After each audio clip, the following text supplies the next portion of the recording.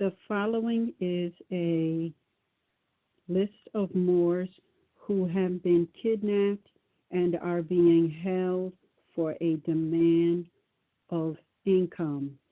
The demand of income is being made against the family as well as through fraudulent submissions of documents alleging that they are being cared for in some sort of long-term care fashion.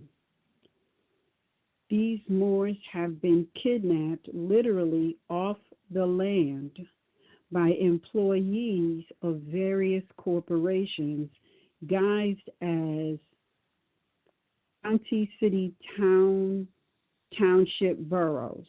These names that we have all been mentally conditioned to believe are government are not. They are exactly what they say they are. They are municipal corporations. And as such, they, if you do the research, you will find that they are foreign corporations on American soil. Therefore, they do not have standing nor jurisdiction to make a demand of income from the Aboriginal, indigenous people, or any people on American soil. This making their actions criminal. However, as Moors, we must bring these crimes to the forefront via civil complaints against these unalienable Constitution treaty secured rights of the people, Aboriginal, indigenous Moors. So we start off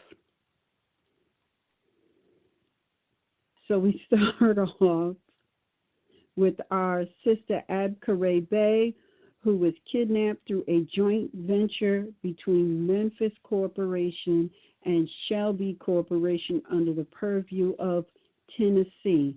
Now we say under the purview of Tennessee, which is a union state, because every union state is bound and obligated to protect the people from foreign and domestic invasion.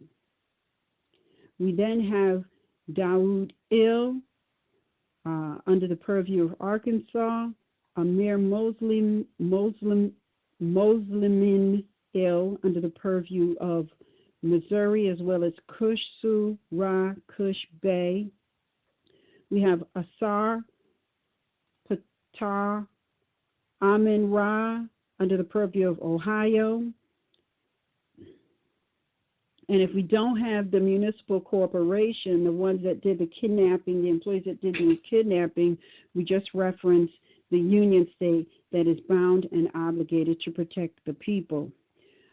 We have Jeremy Paler Ill, Terry Thorne Bey, J. McCall Brooks Bey, Joseph Canaday Ill, Kush Amir Bunch Ill, Emmanuel Billings Bey, Yassin Khalik Alamin Ill, and Michael Curry Bey, all being held under the purview of North Carolina. Noble Crisco Ill, being held under the purview of New Jersey. Messiah Aziz Ill and Crystal Ill, being held through a joint venture between Mercer, Freehold, and Trenton Corporation under the purview of New Jersey. We're still waiting on an update regarding the Patricia Bay's infant baby kidnapped by Atlantic Corporation under the purview of New Jersey. Eldridge Teron Fisher Ill and Marquise Sevillon Ill under the purview of Indiana. Solomon Ill Bey and Mumi Abu Bey under the purview of Texas. William Barrett Ill and Bomani Abidwell Ill, William Barrett A. kidnapped under the purview of Virginia, and Bomani Abidwell Ill kidnapped by Chesapeake Corporation under the purview of Virginia, RVBey under the purview of West Virginia, Thomas Lee Bay under the purview of California, Victor Eduardo Juarez Ill, kidnapped under the purview of Harlem, under the purview of Georgia, Natural Tahuti Ill, kidnapped by Benner Corporation under the purview of Pennsylvania Corporation, and then Rennie Bay, kidnapped by Hamilton Corporation under the purview of Ontario, which is a subcorporation of Canada. All right. There we have Moors who have been kidnapped and are being held hostage by employees of various corporations on American soil, which is in violation of the American Constitution, and it is a treaty violation. And being that we're talking about Moorish Americans, Aboriginal indigenous on this land, who are being kidnapped by foreign, or rather employees of a foreign corporation on American soil, this makes this an international issue, because you have two nations with one nation warring against another. Therefore, this is an international issue. If you have a family member near or far of your immediate family or one of the family that you know and you would like them added to this list, please send an email to mhseyeswideopen@gmail.com, and in the subject line put Kidnap Moor, and please provide us with their free national appellation, the municipal corporation that the employee is operating through that kidnapped them, along with the union state that they are in, that corporation is in purview to. All right? Thank you very much. All right, Islam, and welcome to MHHS, Eyes Wide Open. This is your host, Annie Ida Ill, along with my co-host, Ms. Raim Alice Ill. Peace and love, Anna E. Peace and love, Moors. Ma Cujo, everybody. RVBey. Islam, peace and love to all. All right, and Cujo Adwa Ill. Islam, Moors, peace and love. All right, Islam. To all our internet listeners, big shout out. The chat room is open. To our family listening near the Great Britain Corporation, peace and love. Thank you so much for joining us. To our family listening near the South Africa Corporation, peace and love to you. Family listening near the Japan Corporation, near the Philippines Corporation, peace and love. To family listening near the Netherlands Corporation, peace and love. And Islam to Brother Albert said, peace, Islam. To family listening near the Mexico Corporation, Islam, and let's see, family listening near the Brazil, Venezuela, and Cuba Corporation, Islam. Oh, and I can't forget the family listening near the Jamaica, Trinidad and Tobago, Barbados, Puerto Rico Corporation, Islam, peace and love. Thank you so much for joining, listening, and Islam, of course, quick interjection. There's one more. Islam to Portugal. We got somebody in our chat today that was from Portugal. Yeah. Portugal, all right. Portuguese in love. All right. Wow. Islam, family listening there, Portugal. Islam. Big shout out to our telephone callers. Thank you so much, for calling in every week, filling up the phone lines before the broadcast even begins. for bringing information to share with the family so that we can build together, so that we can all, through the knowledge and enforcement of the supreme law of this land, the American Constitution, uplift fallen humanity. Thank you, thank you, thank you. All right, so let's get right into it. I just wanted to say something real quick to Cujo and Canaan Land. I hear that the modern Europeans there are out protesting Trump being president over here. Yeah. I think this is definitely the beginning of what the prophet is going to deserve. You know what I mean? Because they're going to be killing each other in the streets all over the land. It's time to back up. and I just wanted to say that you guys have a prime minister. I mean, not you guys, excuse me. Let me please take that back. And Canaan Land was operating is a prime minister, which is proof positive that they're British law. So obviously some of those modern Europeans are aware of what goes on the North American land and how it affects them all. Islam. Yep. Wow. Yep. All right, very so let's jump right in. Huh? No, I'm saying it's very interesting because the people here didn't even vote. I know. It's bigger than what people really realize was really happening. But anyway, it is interesting. All right. But you know, right. They comprehend corporations and business, and that's all the United States of America and Canada is. That's right. That's all it is. That's right. So they are protesting because they don't want those people who go out and do business on behalf of Canada Corporation to be interacting with what they perceive to be the crazy CEO of the United States of America. They don't want to have any interaction with that. And then, you got to remember that everybody knows there's more women on planet Earth than there are guys. And the CEO of the United States of America pissed the women off royally around the world. They are on a rampage. All right? He forgot. He forgot that in every home, the woman can make your life peaceful or a living hell. Really. Mm-hmm. So he done got all their panties in a bunch.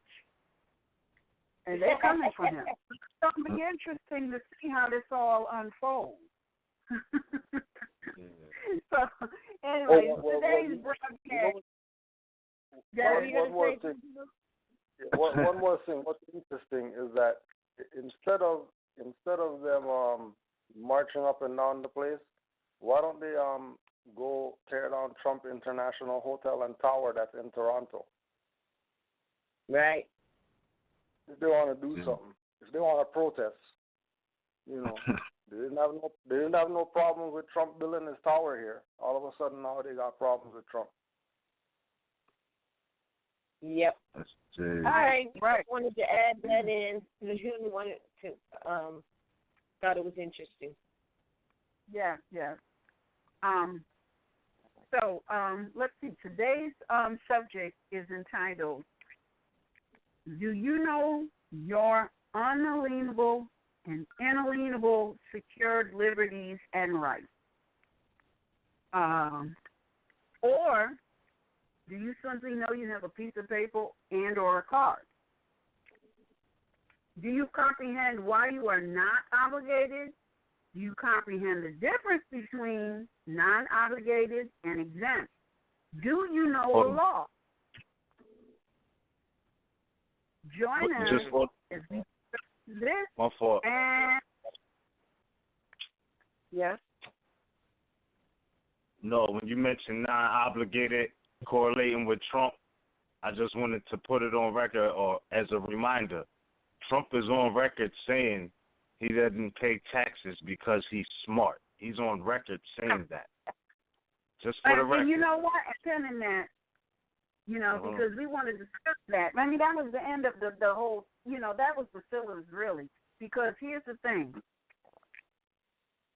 People need to, we did a broadcast on unalienable and inalienable. We gave the definitions. I'm going to tell you, you need to go to your Black's Law 4th edition dictionary. You need to look up unalienable and inalienable. All right? Unalienable, inalienable, liberties and rights. Liberties and rights is the same thing. The definition of liberty, again, you need to go to your Black's Law 4th edition dictionary, because the definition of liberty is vast. Vast. Covers human rights. All right? So now when you ask, do you know your unalienable and inalienable liberty? Translation. Do you know the liberties that you were born with that cannot be bought, sold, or transferred? Do you know? Do you know what these are? Do you know what that means? Or do you just know you got a piece of paper and a card that, you just want to be able to flip out, bam, and flash it in somebody's face like it's going to repel them? Bam, I got a nationality card. Bam, here's my name correction and proclamation. Leave me alone. Bam, this is what I got. These are the things I got. And because I have these, I don't know what they say. I don't know what it means, but I got it. Bam. Case dismissed. It don't work like that. See, do you comprehend why you're not obligated? So often I hear people talking about how I went somewhere and they denied me, they still charged me taxes. And I flipped out, bam, my nationality card, and I showed them, bam, right here on the card, it says I'm not taxed. I'm exempt. No, you're not exempt. I'm not obligated. You know why? See, people are going to test you, because this is all about turning a profit, getting income by any means necessary. So if you don't know what these things mean, if you don't know why your liberties are unalienable and inalienable, why that is secured, you ain't asking, and they can't take it away. I hear people talking about they got kidnapped and they're sitting in prison, and these employees of these municipal corporations are telling them that you are not entitled to the basic freedom of liberties that are secured in the Constitution because you're a prisoner. That is 1,000% false. It's so false, it does not matter. You are a prisoner lawfully or unlawfully. Your liberties cannot be taken away. It's unalienable and inalienable. Two powerful words that most people have no concept of. Do you know why you're not obligated? You know, and in this instance, we're talking about tax. Do you know why you're not obligated? Or do you just know that on your national identification card on the bottom it says non-taxable or non-tax? Is that all you know? Because trust and believe, you're going to get tested. This is why the prophet said that we need to go back to the mindset of our foremothers and forefathers. He also said that we have an illustrious history. Do you know what it is? We are supposed to be the ancestors' return. Do you know what you used to be able to do that you're not doing today? We were master orators. Do you know what that means? We also need to talk about enforcing the Constitution. Do you know that enforcing the Constitution means that you are supposed to be ready, able, and willing at any given time to stand up and verbally make a presentation lawfully of your position as it relates to law. That's what it means. It does not mean that you're going to pull out a piece of paper or a national identification card and be mute. Bam, here it is. Leave me alone. That's not what that means. That's not the heritage we come from. We were leaders of the known universe because we knew how to speak. We wasn't hiding behind a piece of paper or a card. We were, as they say on the Starship Enterprise, going where no man has gone before, and living to tell about it orally and in written form. We can't do neither one of those things today. People are acting like they're scared. I'm scared to talk. Well, you better learn. In the Constitution, it says that issues of diversity can only be heard in the Supreme Court. What do you think you're going to go into the Supreme Court and do? You can't talk. So how you going to even get into the Supreme Court? What if you get into the Supreme Court tomorrow? They're going to send you a letter. Yep, I hear that your national, I hear that you've been denationalized by employees of a corporation. I want you to come in here tomorrow and tell me about it. What if you get the letter or the call tomorrow? Are you ready? Are you able? Are you capable? Are you willing? Can you speak? Can you speak on it? If you can't, then you are not demonstrating where you are or coming from the point of heritage, all right? You're not demonstrating that.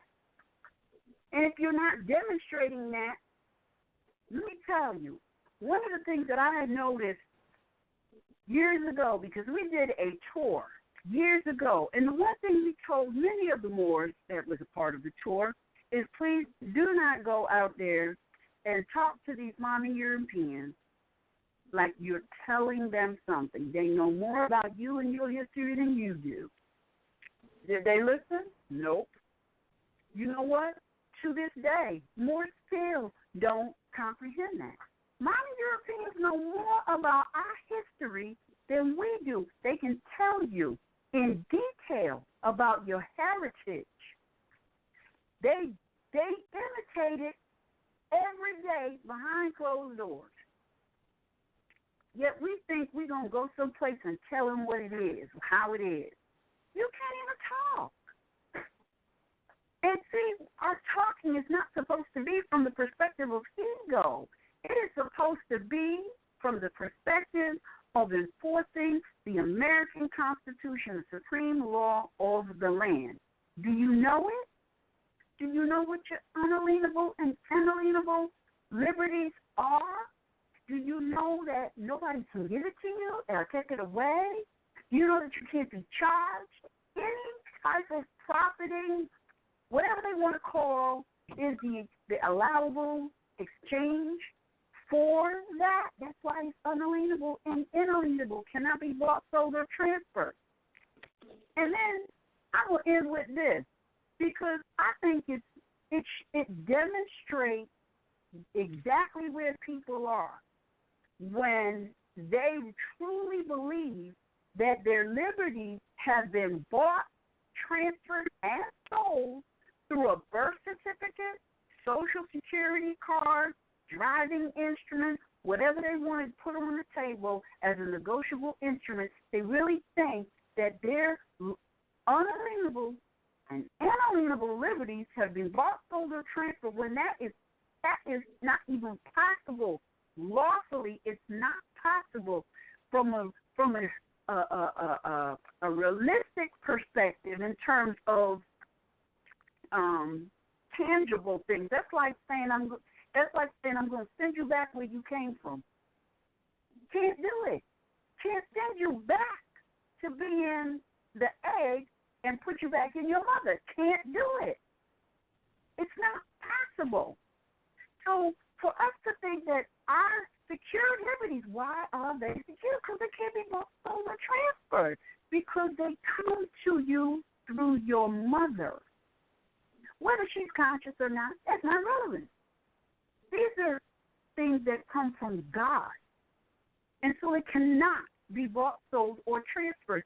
And it is a travesty, and it demonstrates people's lack of information when they really think that through any of these unlawful, unconstitutional, negotiable documents that it was bought, sold, or transferred. And then to say things like Moors are out there engaging in commerce, and they haven't become the secured party creditor of these fraudulent negotiable instruments.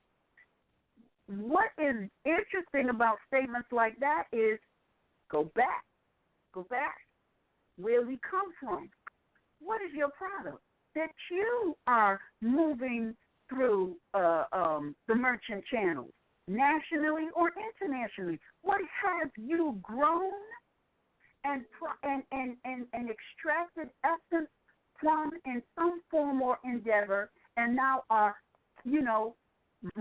selling it out in as a merchant? What piece of driftwood have you taken hold of and whittled into some amazing art form, and now you're exchanging it in the merchant arena? If you ain't doing none of those things, baby, then you ain't in the commercial world. And please don't tell me that because you think you got a hold of these negotiable instruments, that you're now lawfully engaging in commerce without a product. This land is not based on capitalism. This land and the heritage of this land is based on, productivity, where we as a people, Aboriginal, Indigenous, created some of the most beautiful and amazing work on planet Earth today. If you're not somewhere in that arena creating something from Mother Earth, you're not engaging in commerce, our heritage. So don't sit here and tell me you're a Moor. You read the prophet's word. You go back to the mindset of your foremothers and your forefathers. You went and you did the history of the heritage, so you know what the prophet means when he said we have an illustrious history. And then you're going to sit here and talk to me as though you know about unalienable, inalienable, that which cannot be bought, sold, or transferred, but you trying to buy, and sell, and transfer your birthright. Wake up. That is a travesty. And I'm going to end with this. You can go out into the world and you can talk. Just because people do not correct you don't mean that they don't recognize you don't know what the hell you're talking about. Sometimes you need to recognize that we have 2 ears and 1 mouth for a reason. Islam?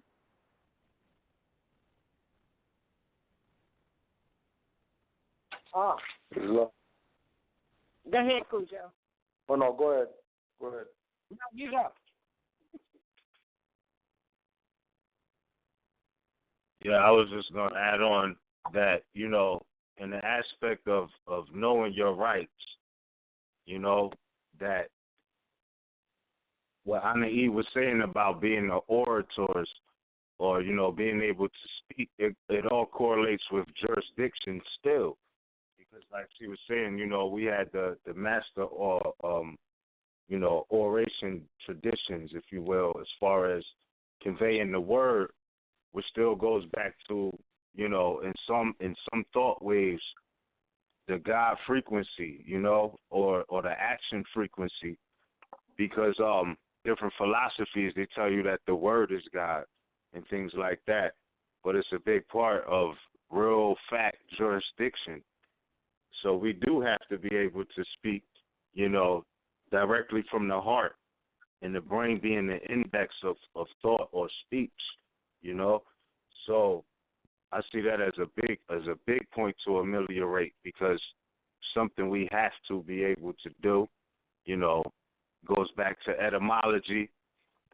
And you might hear people talk and you know, they use words that you may know the meaning of. And this is where, you know, we have the obligation in certain aspects to teach. Not that, you know, you're going to, you know, pitch pearls to all swine or things like that. But when you're out in the world, people speak different languages, meaning could say we're speaking English, but speak it a different way. So I would refer to us as Moors, you know, which goes into multitudes of languages. You know, someone else might say that we're black, and that goes to the Middle English, you know, and goes back, and when you really trace that word, it means pale, you know. So it's like, how do we speak the same language? We have to definitely deal with etymology. That's a fact, you know, and this is all a part of the ramifications of jurisdiction, bottom line. So, you know, as far as that being the case, when you're talking about speaking and then them writing things down, or you writing things down, because, you know, they are teaching the children to write their appellations in all capital letters now. You know what I mean? Like, in certain places, that's what's going on. They took the cursive out, and now they're teaching them about all caps. So, you know, they're using that to their benefit, in this definitely imperative that we don't lose the language.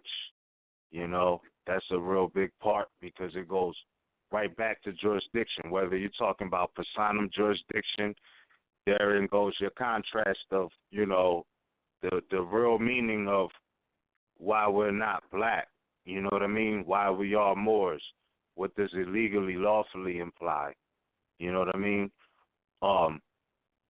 Whether it's territorial jurisdiction, we say all of these quasi-national domiciles are modern corporations, European corporations, and that is a fact. So the thing is, the power in giving things names, you know, going back to what you confess, you know, out of your mouth, as far as enforcing the Constitution and you know, speaking, jurisdiction, right words, all of that correlates. So for sure, that's what I wanted to add on for now. And, you know, freedom of speech, there's so many inalienable rights and liberties, as you were saying. And for now, I yield the floor. Islam. Islam. Wow, yeah.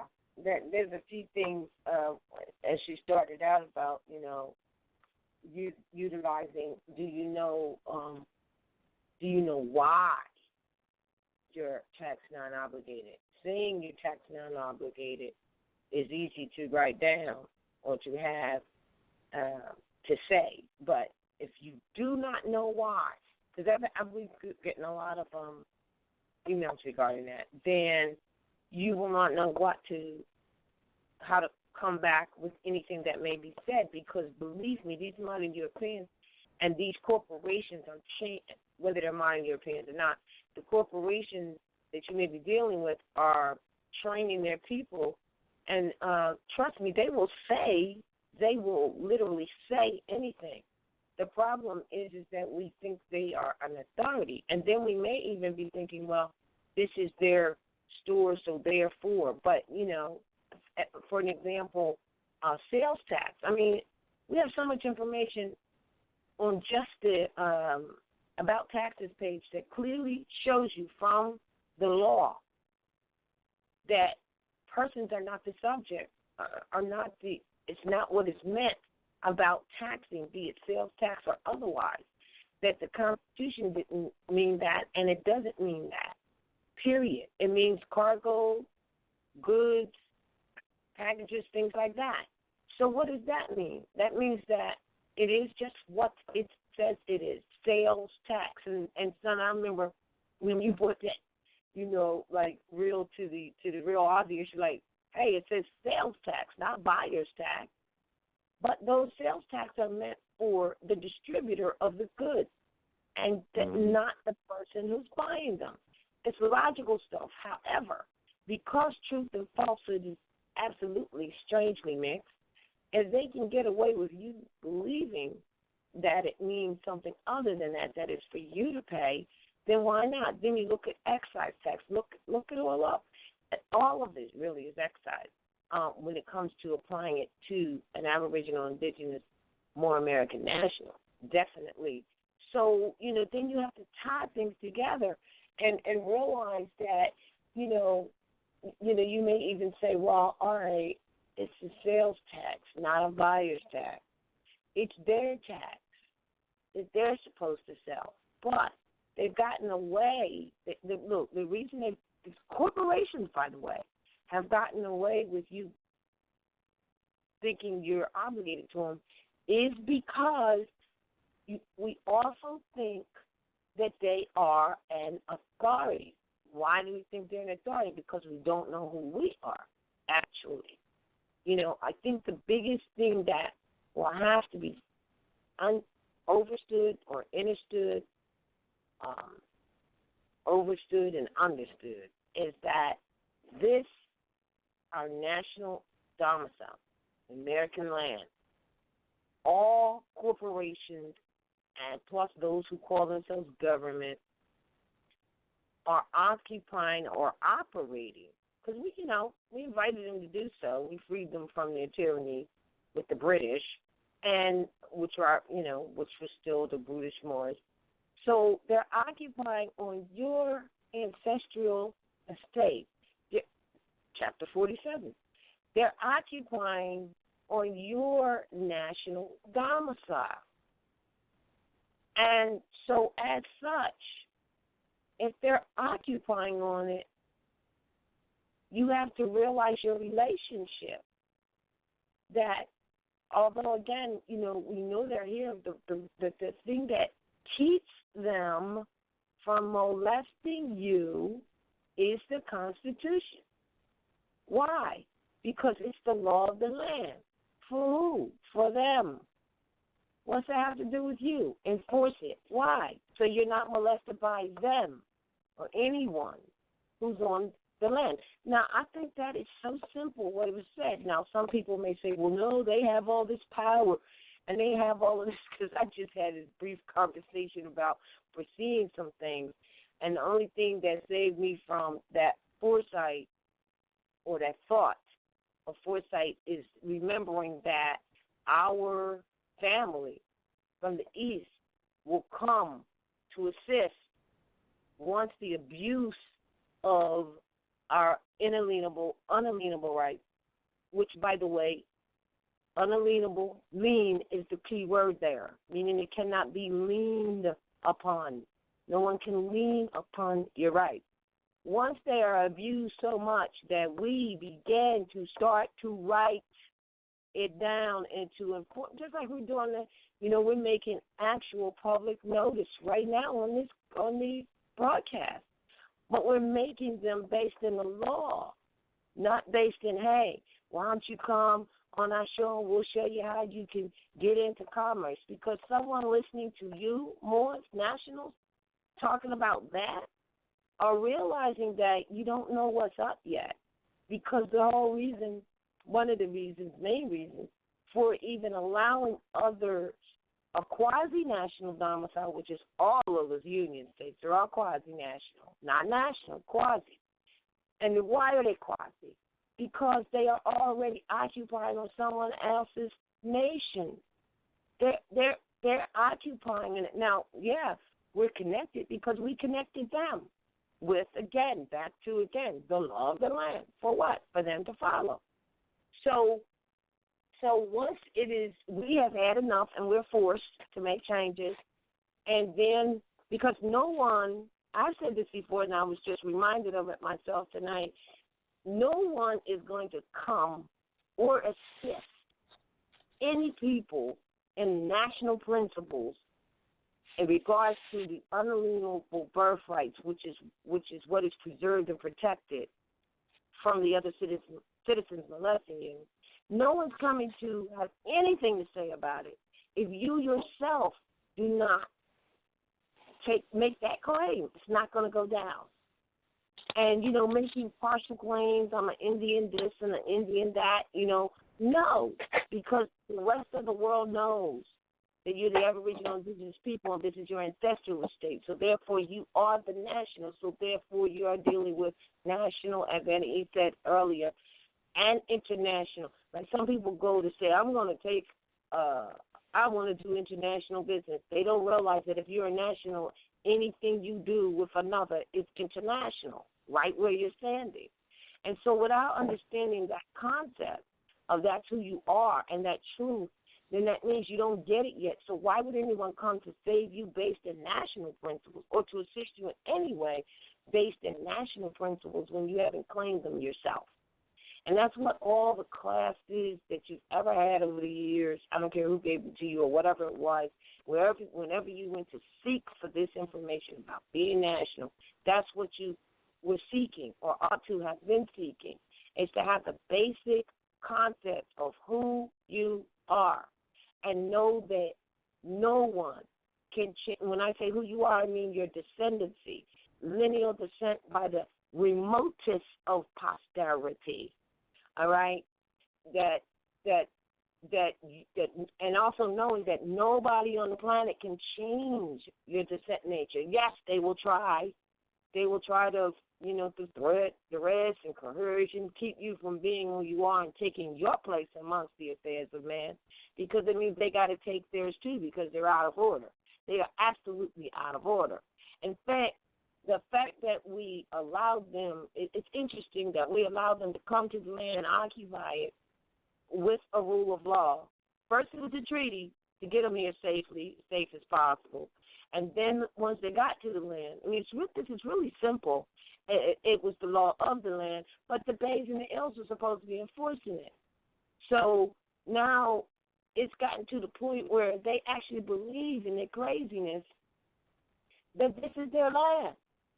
They got Trump riling up the people to believe that a fence and a border is going to be put up. How dare it them to even think about a border to keep immigrants out? I don't think so, because they are the immigrants.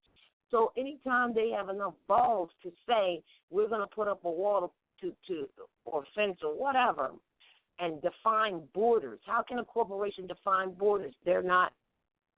They're a piece of paper in a drawer, actually. But anytime it gets to the point where they're going to talk about that, then that means they're really not doing that to keep immigrants out. That's how I see it. Because, again, they are the immigrants. Now, they either got a lot of nerve, which you can tell by how they act, that they really are, lacking national principles and lacking things of such. But they're trying to absolutely not just occupy your land, the ancestral estate, but own it. And you can't own it. Why? Because it's an inheritance.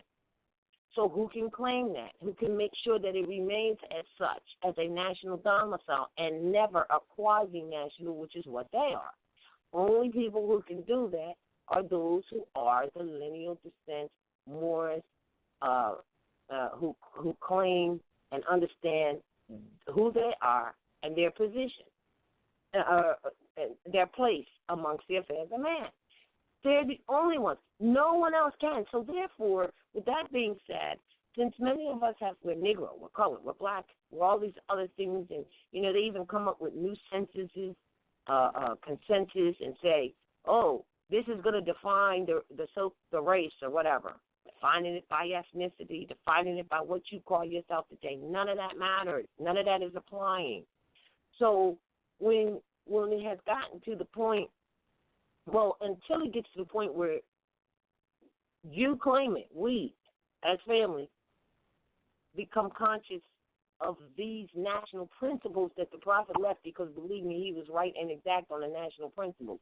Now, I know that there's people who are in temples today who don't know jack about national principles, but yet that's what he brought to the table, all right, was telling you the truth about your birthright and your nationality. So now you know your birthrights are unalienable, so the least you would do, at least, is to protect them.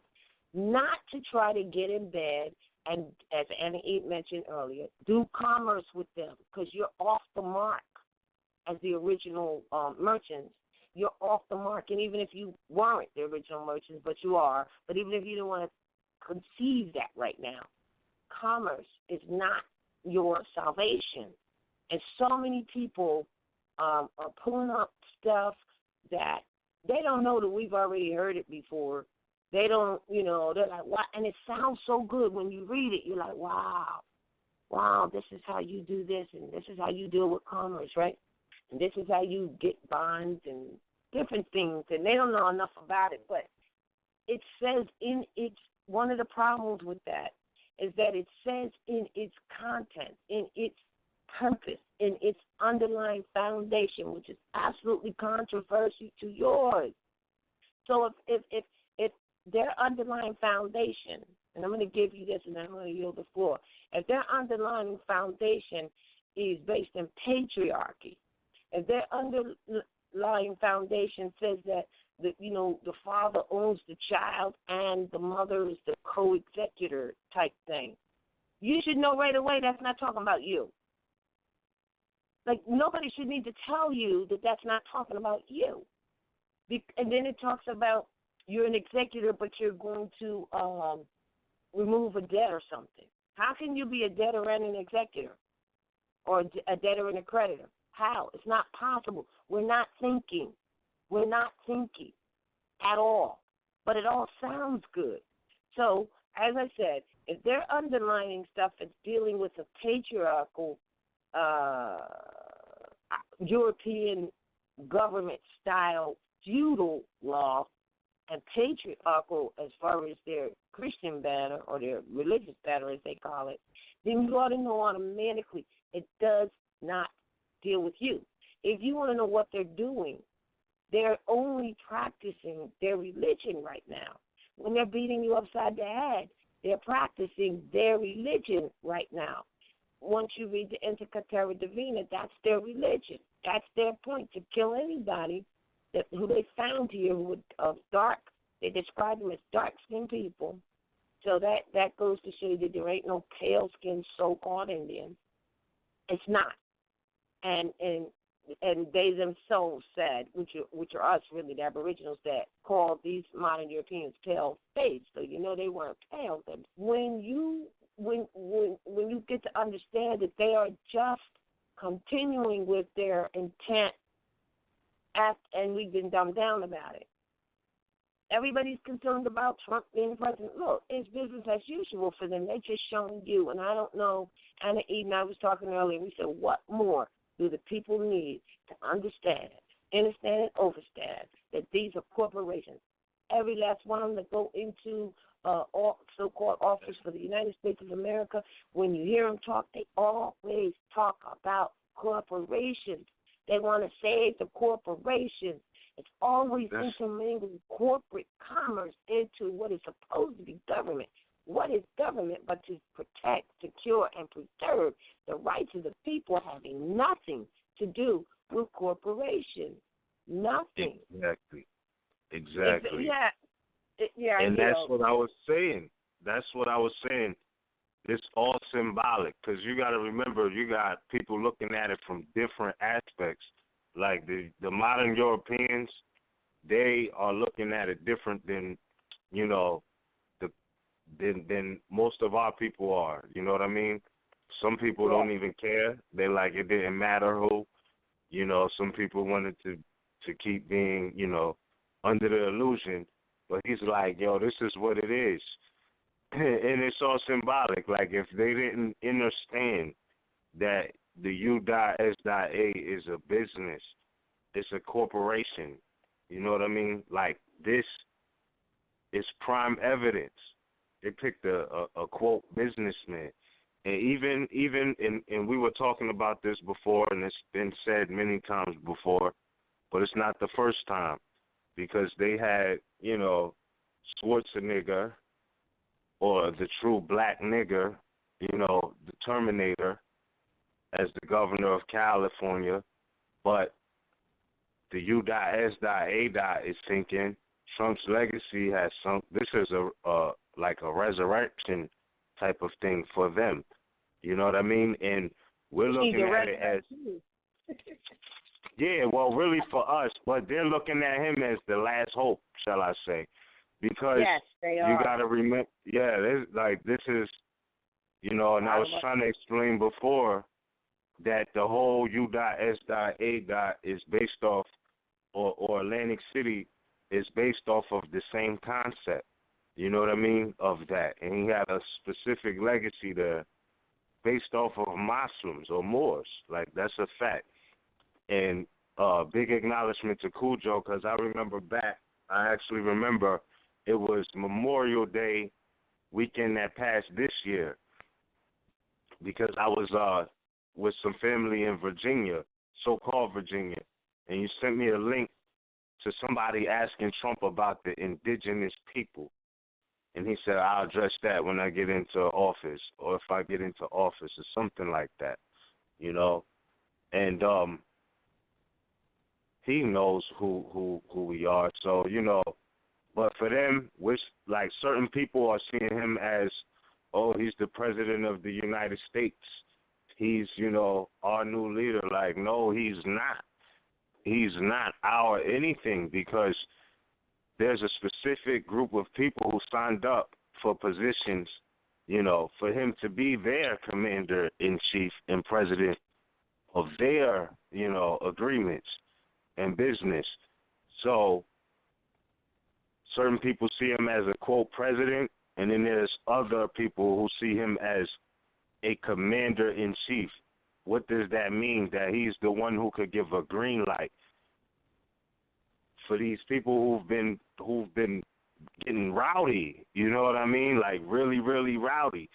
So my thing is, or the facts, you know, correlate back to the fact that he's a businessman, quote unquote, you know, dealing with, quote unquote, real estate, which has been an issue with Moors and modern Europeans for the longest now. You know what I mean? How many, you know, de facto buildings or things like that they put up on their estate and didn't pay the lineal descendants anything for doing that. So the same legacy continues, like, in that aspect. If, you know, the people don't stand up, that's all I'm seeing it as. That's just my perspective on it. So, yeah, it's a corporation, you know, and when they deal with what they're calling, you know, real estate, the main point of it, or the monopoly, is to put the buyer into bankruptcy. That's really what it is. Now, you know, there's many levels this could be looked on, but I'm just saying again, certain people are looking at him as the president, the leader of everybody, and then there's certain people who are looking at him as their commander-in-chief. There's different perspectives to this. So, you know, it's nothing new, but you got to remember the modern European is not looking at him the same way, or who may not know themselves may look at him. You know what I mean? And that's just the bottom line. That's just the bottom line. Right. And I do want to say this, and then, you know, just briefly, for those, again, this is all about, and the part of why you're not taxed, is because you're on your own ancestral estate. You know, the script has been flipped, really. When they talk about their deficit, who do you think they owe that to? I mean, I'm not saying that we're going to collect it, because that's not the point. The point is knowing who we are and their jargon that they use. But I just want to say this: there is on the front page of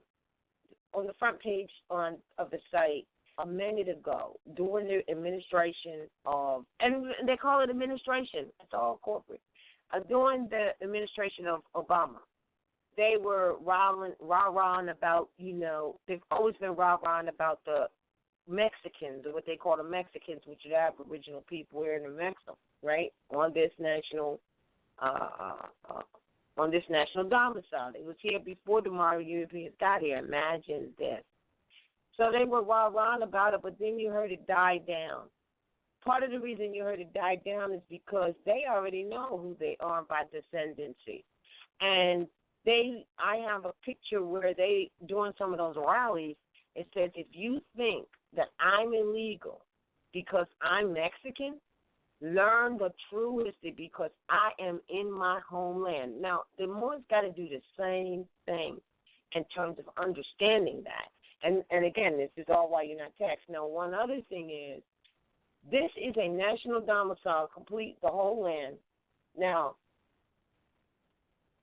their first request for a treaty, and this is on the front page. You got to see it. It's right there. I put it up after that. Came back up about the Mexicans to put that to bed. Same thing with the Russians, Miz. I put up what you had about Russia to show them that we're Aboriginal indigenous there too.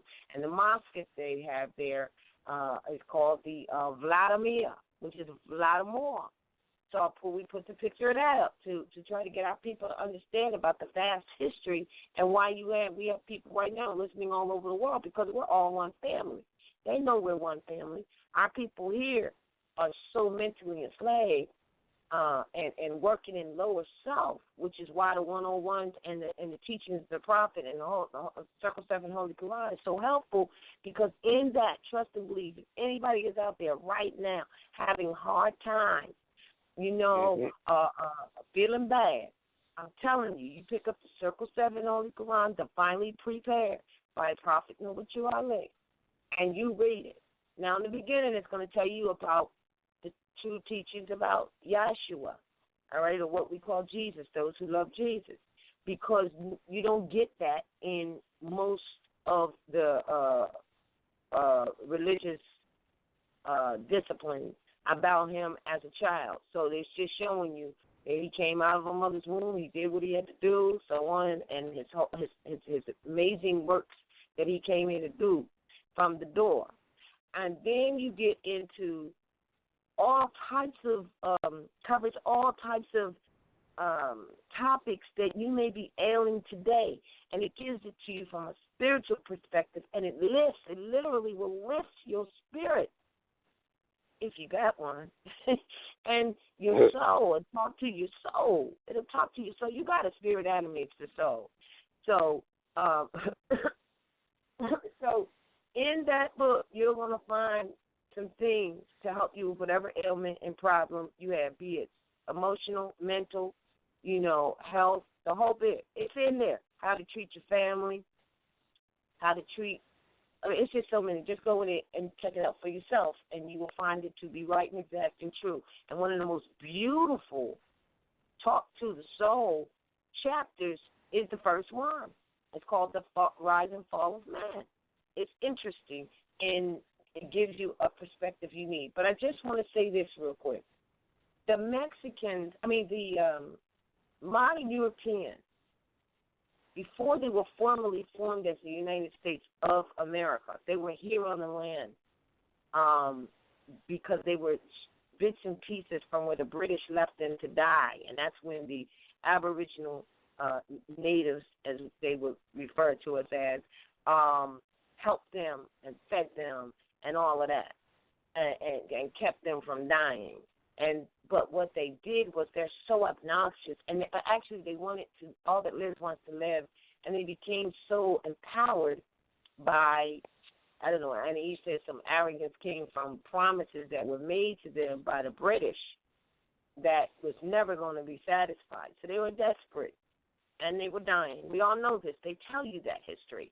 And then they went in 1774, right in Philadelphia, appealed to the already existing Congress to assist them to be free from the British. And then from there, we get the story. But the original application or request that they made for a treaty was to the Mexican Republic, all right? Or what they addressed as the Mexican Republic. So it's absolutely obnoxious of them to even think about borders of the Mexicans, or really they're Moors, but I'm just going to read this. It's very short, very, very short. It says, this is what they wrote, the United States of America and the United Mexican State. Did you hear that? United Mexican State.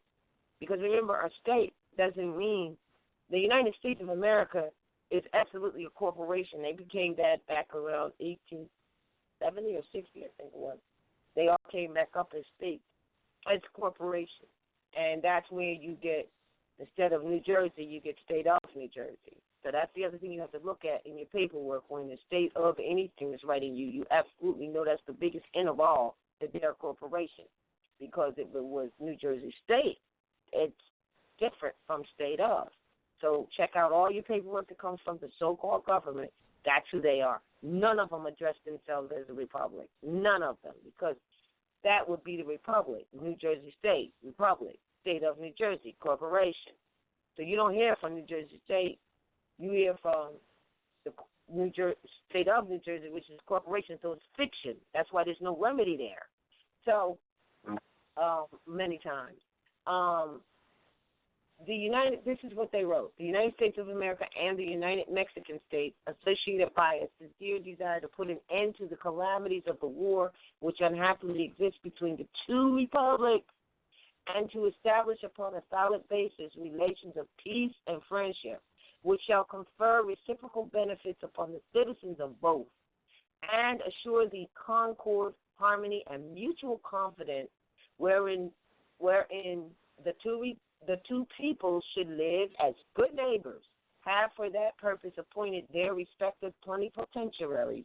That is to say, the President of the United States has appointed Nicholas P. Trist, a citizen of the United States, and the President of the Mexican Republic has appointed Don Luis Gugazza Suevo, Don Bernardo Couto, and Don Miguel Chistien, citizens of the said republic, who after a reciprocal communication of their respectful powers have under the protection of Almighty God, author of peace, arranged, agreed upon, and signed the following Treaty of Peace and Friendships, limits, and settlement between the United States of America and the Mexican Republic. End of letter.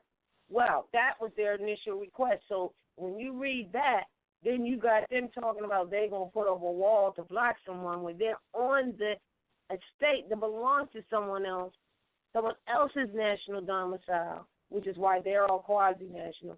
This is absurd. Moors, you got to look up, and you got to take your place the most stiff as a man. Regardless of what it is else you're going to do, you need to, at minimum, just as the prophet said, to declare that and to understand what's being said, that this is your national domicile by ancestral lineally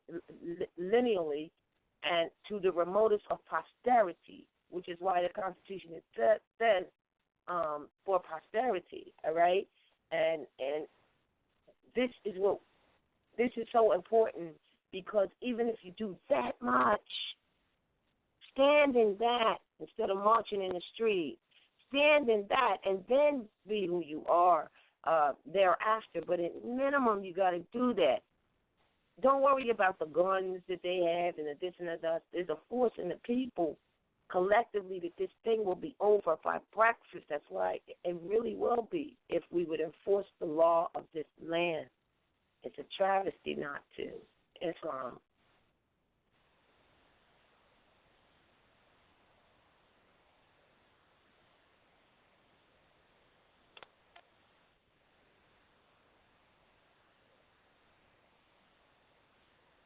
Are we there? Yeah, I'm here. Oh, a long time pause? Yeah, no, I was about to say. All right. Anybody else want to add on? Nah, I'm done. I'm just all of that is why we don't pay taxes. That's still going back to the original topic of conversation. Yeah, it's an inalienable right, specifically of the Aboriginal people, which, are in fact who we are, and it's just amazing that they talk so colored. You know what I mean? Like Donald Trump, he's on records talking about, we want to put up the fence for or the wall for Mexico. He was saying in some places it's going to be a wall, some places it's going to be a fence. And on top of that, he's allegedly going to make Mexico pay for it. That's what he said.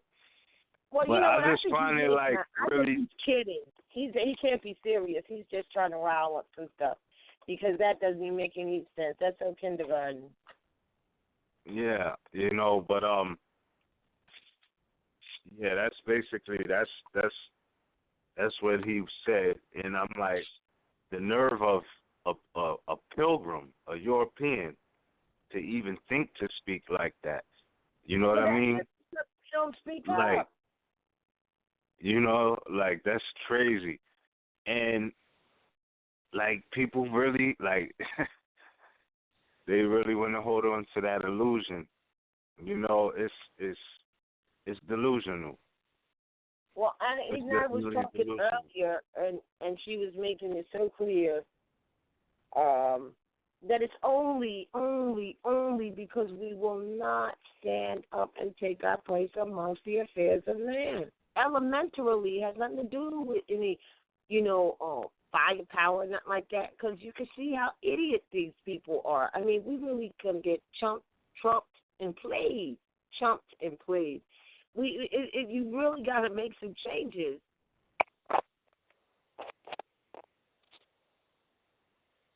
Yeah. So I just find that interesting. These are foreigners, and on top of that, that's a universal law that the Aboriginal people do not get taxed in their own homeland if they stand for that right, And I know Cujo put up another video about somebody went to do an interview about, I think it was I don't know who it was, but some sort of tax agent. Cujo, you there, bro? Maybe you could elaborate on that, because I think you put that up as of lately, and yeah. So my thing is, they're openly claiming it's voluntary as well. So where does that leave the people? Leaves the people right where that individual, I can't remember his name, but doing the same thing, calling out the fraud, making people aware of the fact that there's fraud going on, and it's up to the people whether they want fraud to stop or fraud to go on. Yeah. Which comes back to the thing about, those in the know tell those who don't know. And out of those who don't know, many are called, chosen, or few. So don't expect too much, but know that that's what it's about. Making sure that the people are familiar. Same thing like what Oscar Dupreece was telling people. Make sure all the schools and all the churches and all the wherever these Negroes are at, that they learn the Constitution. Make sure they learn it.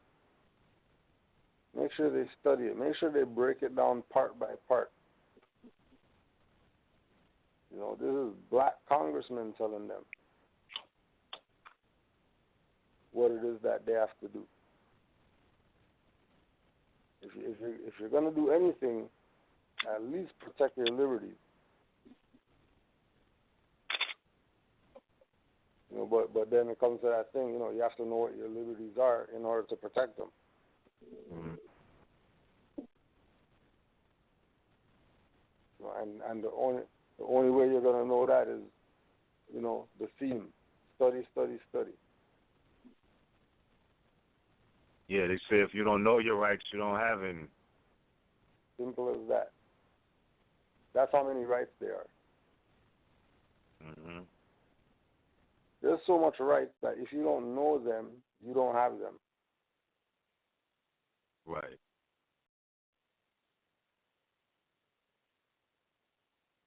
Like think how vast that is.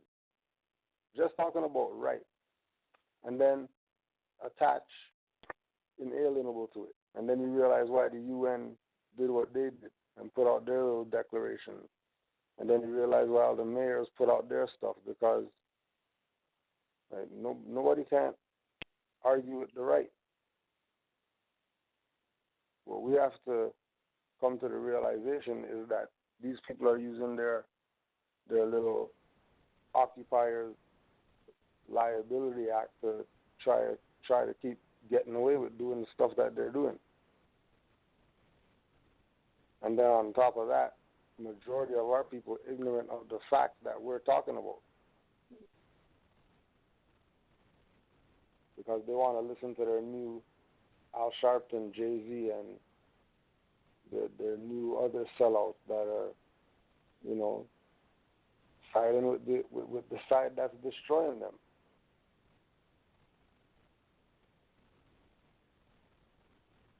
Mm. Once we maintain our course, we realize that, self-governance, and as indigenous people, we have the right to do whatever. Well, then we'll organize amongst ourselves and do what it is that we have to do as Aboriginal and indigenous people, without having to go to them. Everybody seems to, people always want to seem to get some type of response from them in order for us to say, okay, yeah, now we can be, indigenous people, because those guys said. Right. Or they gave us paper, or stamped something, or we had a meeting with them and they, why? That's the same stuff they didn't meet when they didn't meet with us to say Berlin Conference. They met amongst themselves. They didn't meet with us to say Treaty of Tordesillas. Mm-hmm. They didn't meet with us to say we're going to be forming an alliance, to kick you guys out of your own land. You guys all right with that? Right. Right. You just mentioned about, I think you said something about getting, like, they don't accept it unless it's approved by them. And, and you're there, we just talked about something similar to that. I know you may have something to add, but can you also just briefly mention about people thinking that they would take the government sealed documents, name correction, proclamation, and have it authenticated and sealed by a notary of a corporate state?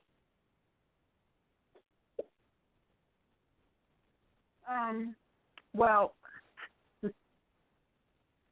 as people, our information is so lacking, and when you look at these institutions that have been established to misinform the people on a whole, then you know why. But when, to me, it's just I don't get it. You can ask any Aboriginal indigenous being, all right, whether they were claiming to be a Moor or not, if they know they've been mentally conditioned, and almost every time they'll say, yeah, I've been enslaved for X amount of years. All right, so if we know that, then why are we leaning so heavily on this lie that these foreigners have fed us? Why do we believe that anything that they have said to us is true? And why aren't we doing our own independent research? Because when you go to these employees of these corporations and you're asking them to notate a Great Seal document,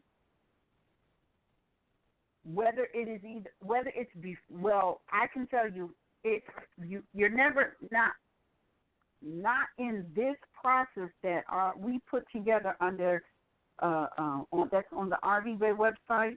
You're never going to have any document that has markings from a foreign corporation on American soil sealed. That's never going to happen. And you ought to know why. Now, if you have come up with some strategy and you want to utilize some sort of marking, and when I say marking, I'm talking about these notary markings. If you have a strategy and you want to utilize these corporate markings, then you ought to be making a colored copy of your original and sending that or submitting that with some sort of documentation. But if you are thinking that you're going to take a Great Seal government original document and have a foreign corporation on American soil mark it, and so that you can put a foreign corporation on American soil on so-called notice, then what you have just demonstrated is that you do not comprehend what government and private foreign corporations on American soil is. You're demonstrating to these people that you're so lacking in information that they will at some point use you to generate some type of revenue. Because that's like me being a Japanese national, and I get my papers, my original document written in Manchurian, and I take it to a foreign corporation on this soil and ask them to authenticate it or mark it in some way. In some way. That's demonstrating that you are lacking in some serious information when it comes to nations. And let me tell you, they're going to put you on the bother if you can list. Out of order. So grossly out of order. It demonstrates gross lack of study, gross lack of comprehension.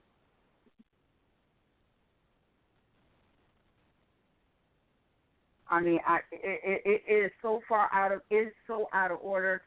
Just saying that is not even strong enough,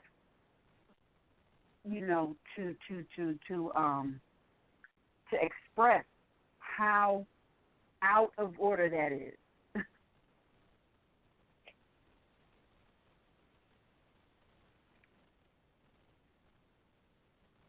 Islam? Yes.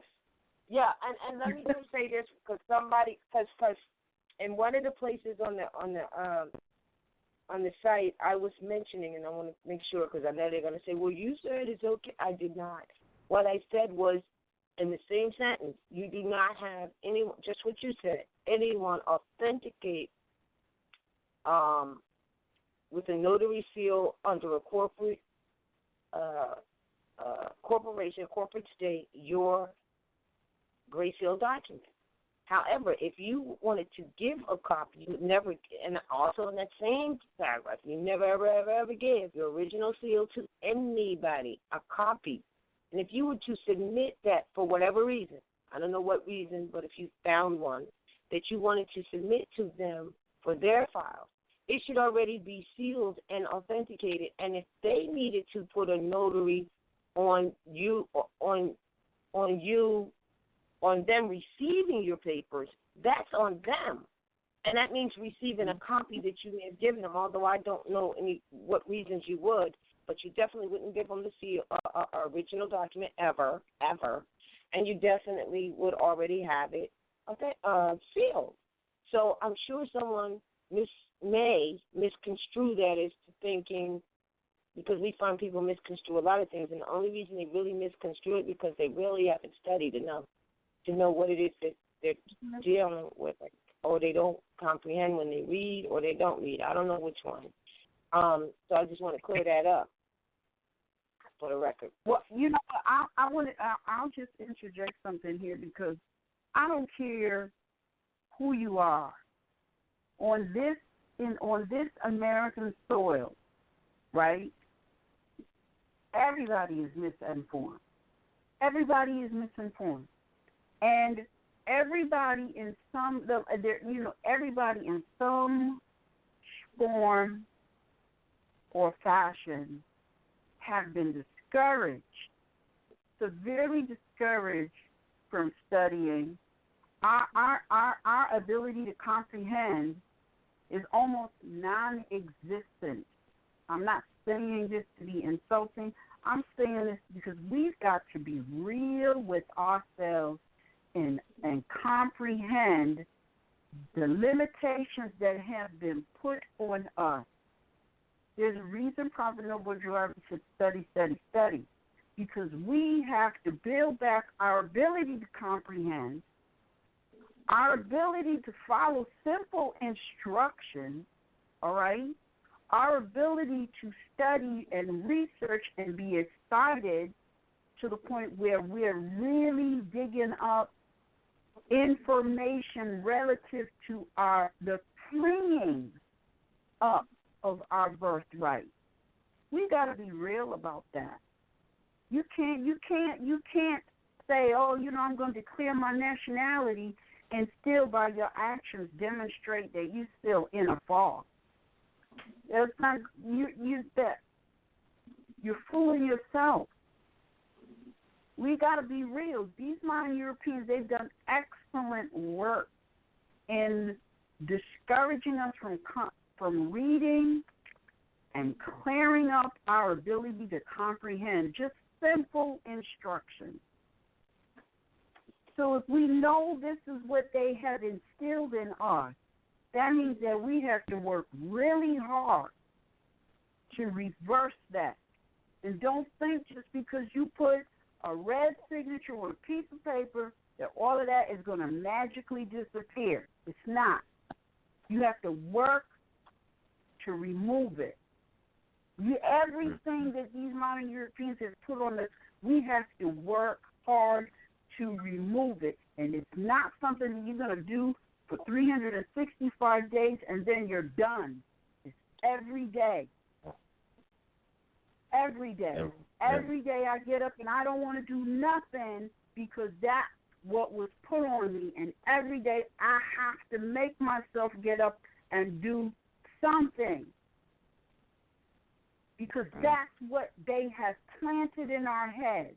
And that's why many of us, we open our eyes every day and we do nothing. We're so non-productive even for our own self-preservation. It is no surprise that is happening because that's what these modern Europeans have planted in our cranium, and we are the only ones that's going to be able to dig that out. And it's a digging out every single day. So wake up out of the damn fog and be real with yourself and start working on reversing that crap every day. Islam? Yeah. Islam, indeed. Indeed. And that goes back, all of that still correlates with studying. Like you were saying, you know, if nothing else, get that in to help uproot, as you was metaphysically saying, Ma, like uproot those thoughts or those dead weeds in the garden of your mind and make sure your garden is fresh. You know what I mean? Like if More from the garden of the mind, because you got to pull the weeds. You got to really, really get rooted, pull it out, go to the root. Yeah, yeah. And even with what Anna E was saying, you know, that alone shows you that the energy forces at play are beyond just the physical.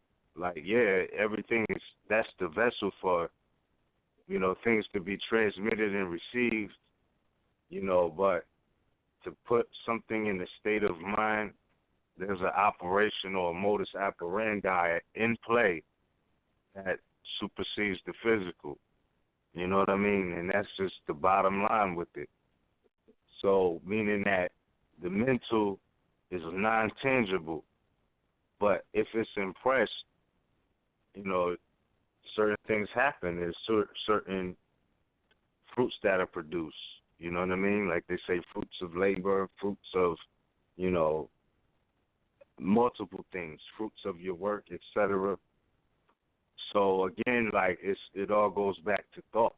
You know, how do people think? And it goes to show that there's different levels to the attacks in literature. I think it was the nigger industry, as a matter of fact. It was talking about those psychic attacks and things like that. You know what I mean? So we have to be mindful of that. I would say Mikhail Sarian said something that definitely stuck in that area, where he was talking about the consciousness is like a gem. You know, once it's scratched, it's flawed. But I still say that, you know, with the analogy you were using, Anna E, we can dig ourselves out of that, or you know what I mean, smooth out the stones, etc. But that being said, that's the jewel. Your mentality is a jewel, so you have to protect it, you know, and that's a big part of the upliftment of fallen humanity itself, is the mental status of people. It's no joke. I was talking with someone about this the other day. You know, there's certain people who are zoned out. They did literally lose their mind. And you said that before, man. You said if they're not fortified in the information, they're literally going to lose their mind, excuse me. And you see that today, and it kind of hurt when you see somebody that you knew really gone, you know what I mean, like that, like just gone. Like you went to school with these people and like they're walking down the street talking to themselves gone, you know what I mean, like that. And I'm like, damn, you know, the case was interesting to me because going into the mentality of people, you know, when he's walking down the street talking to himself, he's on the cell phone. He's on the cell phone and he's just talking, but nobody's on the other line. Like nobody's on the other end. This is what it is. And no, real talk. I'm dead serious because I explain. It's funny. I don't mean to, you know, hog the floor, but all of this going into the mentality that work that has to be uprooted out of the brain. I'm like, this dude is he lost his mind. He was cool in high school, but he lost his mind. When I went to see the RA4, etc., right after I came out of that session, I ran into him at the store. And he told me that somebody that I haven't seen in a while and I was thinking about was just talking about him. This is what he said. called him on the phone. He calls him on the phone. Brother picks up. He said he never picks up the phone for this brethren, but something told him to pick up the phone. He picks up the phone. This dude linked us up just like that, but he lost his mind though. I was looking to run into this brother since like 2009 because something happened. He had to go up north and things like that. But through this brother who lost his mind, it was something that kept him tied to this reality. You know what I mean? And I was thinking, like, when you're talking about uprooting certain mentalities, that only the knowledge of our ancestors can help bring these people back to, you know, their proper status. Because, like Noble Drew Ali was saying in chapter 1, man is mine, and he will gain his heritage and his estate, etc. Right? And it's like the status of the mind. People can lose their mind if they don't know their culture. You know what I mean? So he might just be tuned into a message frequency. But if he doesn't know how to channel that, he probably went crazy with some of the things he was receiving. I don't know. You know, so I just say that to say that the different aspects of people's mentality and that there's still being a certain value or a key part that every living thing plays to each other. You know what I mean?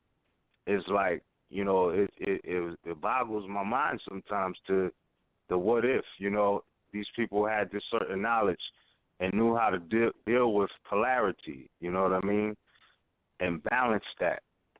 Like you got two scales, how to balance the polarity of whatever frequency or channel they're receiving thought waves from. Can something like the science of the Circle 7, the Hermetic principle save them? Them knowing the law of the land, the 7, you know, articles, 10 Bill of Rights, and equate that to something they could communicate. I don't know, man. I really just don't know. But I think that if they were given a chance, if our people were given a chance to get into their science, their history, their knowledge, mathematics, that a lot of people wouldn't lose their mind. And I say that to say that, yeah, you know, that's where everything starts first. So our perceptions and everything like that is all mental first. And if we can, you know, focus there individually and you know, outlook with it, intake and things like that, I think we definitely will see, you know, a further rise in humanity.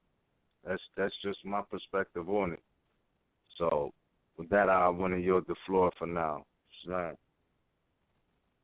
But right. Yeah. Well, let's see. We got 32 minutes left to the live internet feed. So, is it all right with everyone? What? Well, I do want to end. I mean, I just want to add this as we end. Not end, but before we bring on the people, so that we can kind of support from the congressional records, from the Constitution, in the footnotes during the forming and the completion. Gibbons versus Ogden, 9-week, 1-5. Condition or COND, persons are not the subjects of commerce. And since they're not imported goods, they do not fall within the meaning founded upon the Constitution of a power that is given to Congress to regulate commerce and the prohibition of the state for imposing a duty on imported goods. I think we get that clear. It was never meant for natural people, period. That's fine.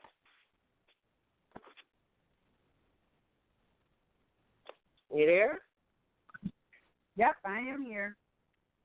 All right. You keep muting. Mm-hmm. I'm having a long pause there. Is something wrong with your phone? I mean, your no, ears?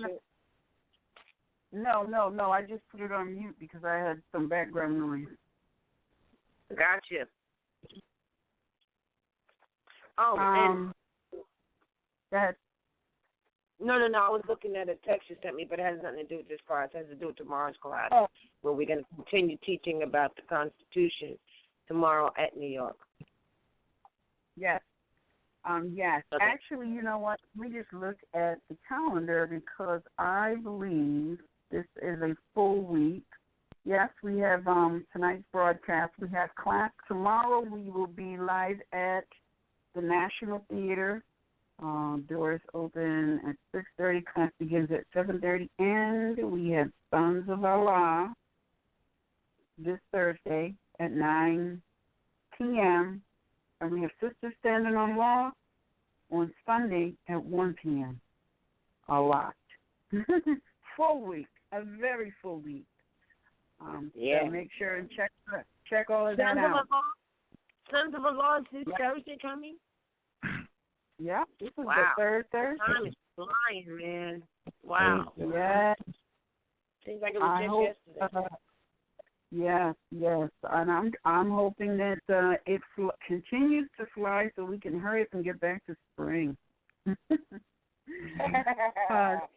Even in winter, I just would love to, I can appreciate how the cold weather cleans the air, but I would love for it to speed up a little bit so we can get to spring.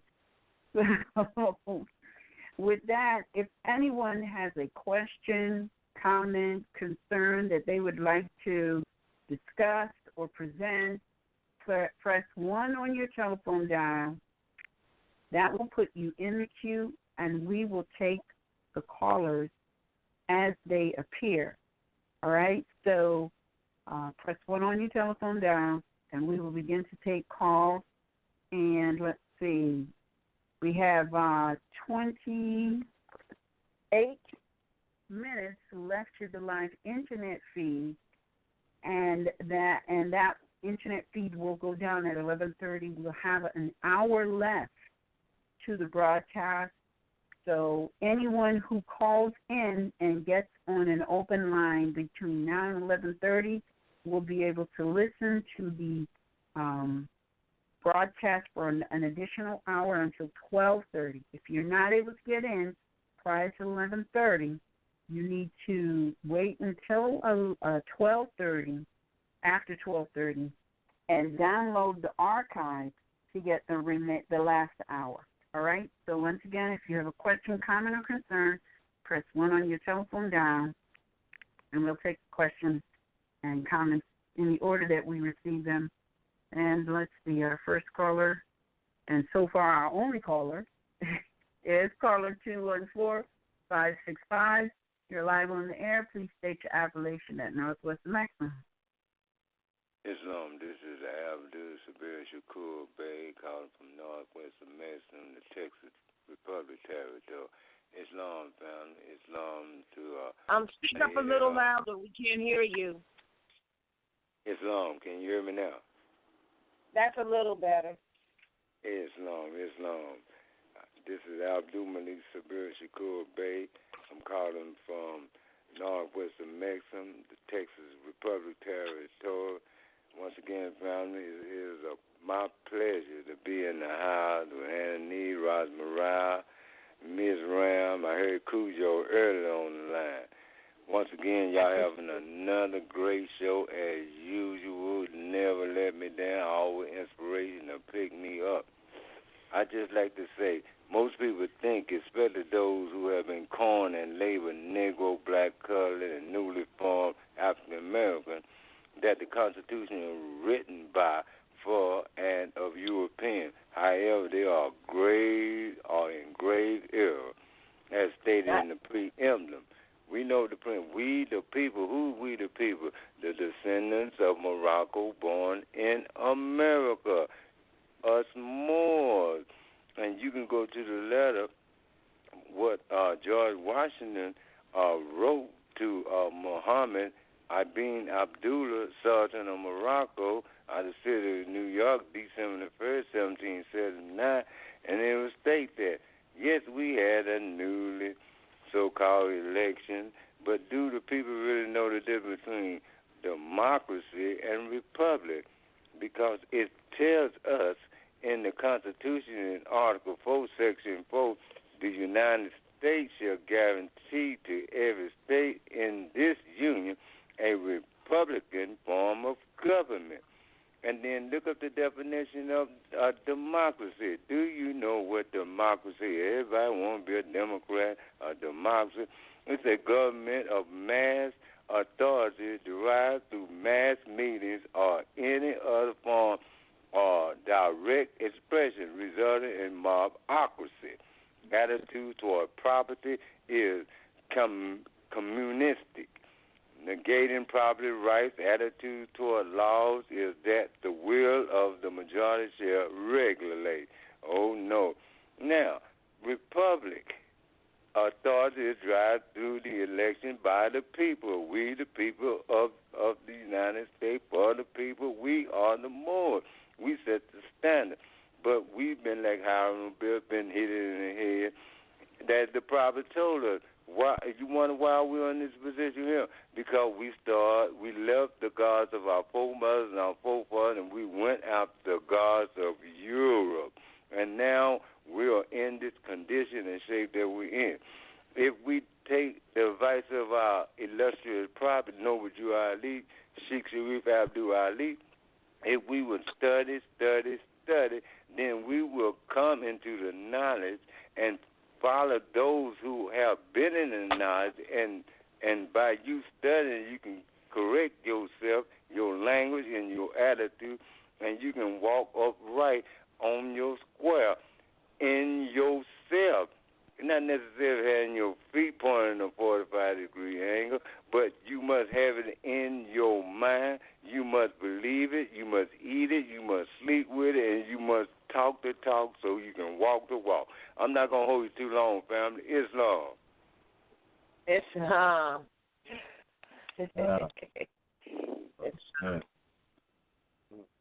Yeah.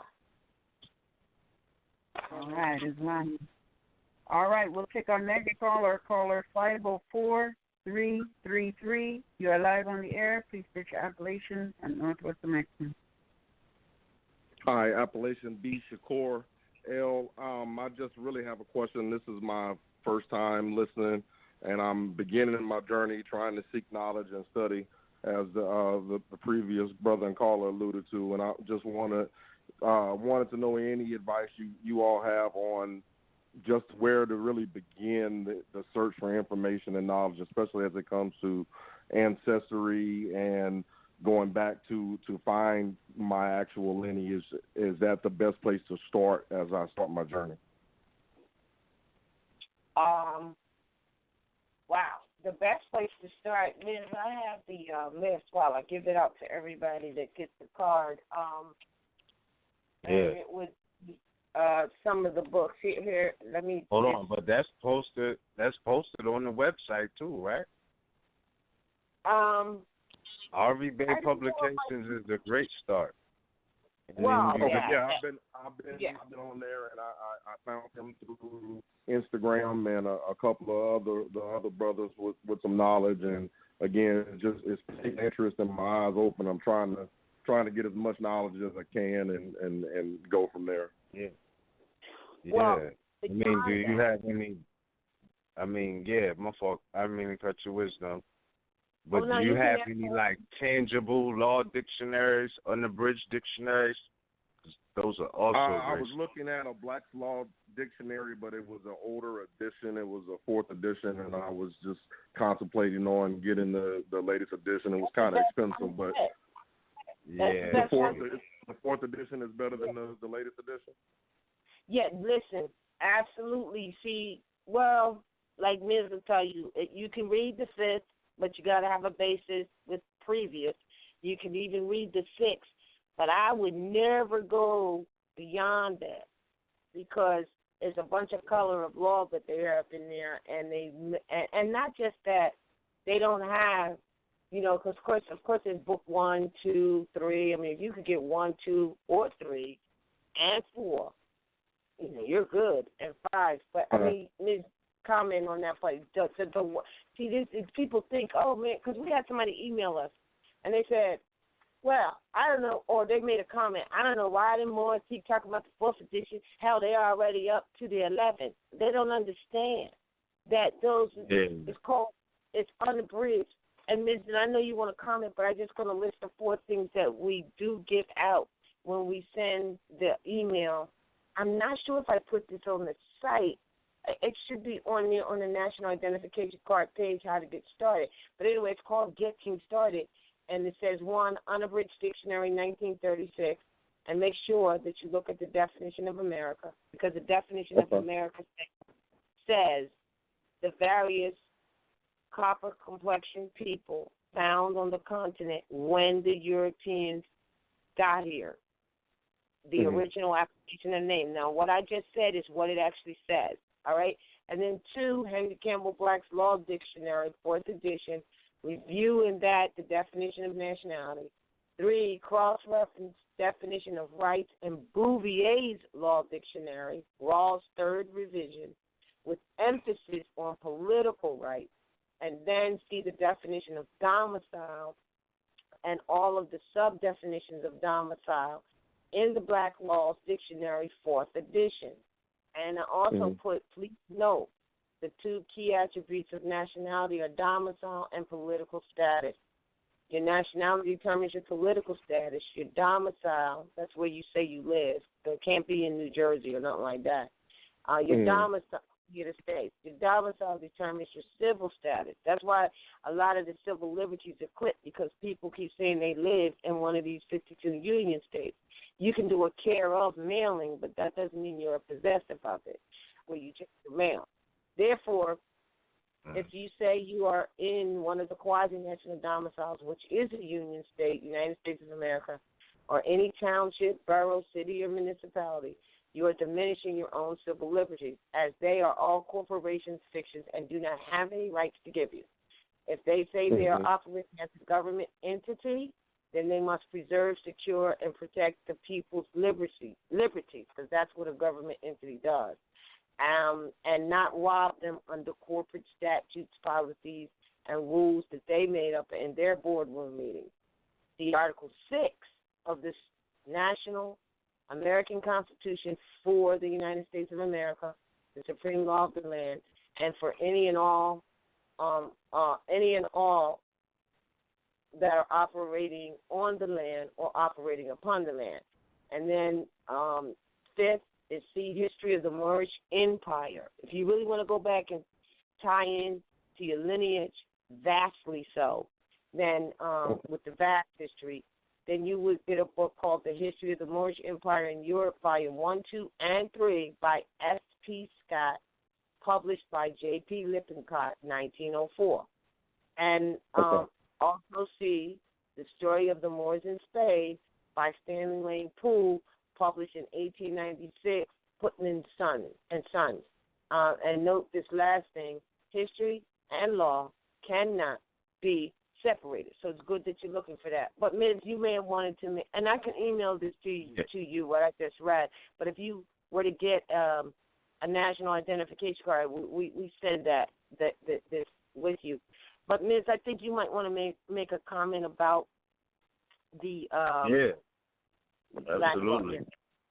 Yeah, absolutely. Also, I would add on, too, get the CMBey Clock of Destiny. You know what I mean? Get the book. Again? CMBey Clock of Destiny, Volume 1 and Volume 2. Circle 7, that's a fundamental law book. Like, forget everything. That's a fundamental law book. Fact. Circle 7? Fact. And, the Circle 7 is a fundamental law book. And on top of that, you should get Psychology of Astrology, Volume 1 and 2, Zodiacal View on You. Those would be all of the things I would suggest, because knowledge is infinite. But when you was talking about, you would like to get the 9th edition you know, think of it like this. Like, if you watch, like, let's say on TV, they got series, right? You got season 1, season 2, season 3, and so on. Now, you could watch any one of them, but if you're trying to follow a storyline, you want to start from the beginning. So my thing is this: your foundation, the Henry Campbell Black's Law Dictionary, 4th edition, revised, etc. Like, these are cornerstone requirements, you know, to have if you're really going to take your nationality and birthright serious. Like, you know, you could put a lot more on top of that, but those are key corner. Like, that's a part of the cornerstone, bottom line, in these days and times. If you're really going to get your study on, you know, the 4th edition, and don't let anybody tell you should catch the season late. You know what I mean? Like, if you want to really start from the beginning, you could go as far back and get yourself a 1st edition, 2nd and 3rd. But you also want to make sure, you know, that you have the 4th. You know, because you'll see different things in the 4th that you will not see in the 3rd. Meaning that as time went on, more things happened.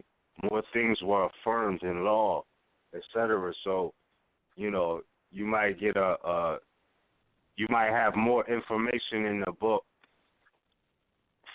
in a law book at least, you know, from 1800, but, you know, between, like, let's say a period of 20 years, there's a lot that happens in law, case laws that become landmark and things like that. If you take that period, you know what I'm saying, you'll see that it's good to know these things. But just to start with a 9th, you'll be cheating yourself out of so much understanding, and material to study. So get your 4th edition. Don't let anybody tell you, you know, that's old and all that, and, you know, discourage you from getting the knowledge. Because I know that's one of the books that I was first enlightened off of, too. You know what I mean? Like, I could speak for that. I think that's mostly all Moors. You know, one of the first law books a lot of us cracked open was a Henry Campbell Black's Law 4th edition for most of us. And I mean, I can't speak for everybody because there's a lot of dictionaries. Like, you might hear me reference Bouvier's, etc. Yeah, but that's what I just basically added on to the foundation of what I first got taught. You know what I mean? Which was from the Henry Campbell Black's Law 4th edition. So my thing and you is, use it all the time, though. It's not you got taught in it, but it's something you would refer to on a daily. I mean, you know, as you traverse right now, you would always refer to it because most of the stuff that you need is definitely in there. Yeah. Okay. Yeah, and that's what it is. But also, don't forget to get the unabridged dictionary for cross-reference. You know what I mean? Because you don't want to just have a reference. You want to have cross-references, like at your fingertips, meaning like not just on the computer. Meaning you can shut the computer down and cut that frequency off and still tap into the frequency of knowledge and understanding directly from within your environment. So you want the tangible books.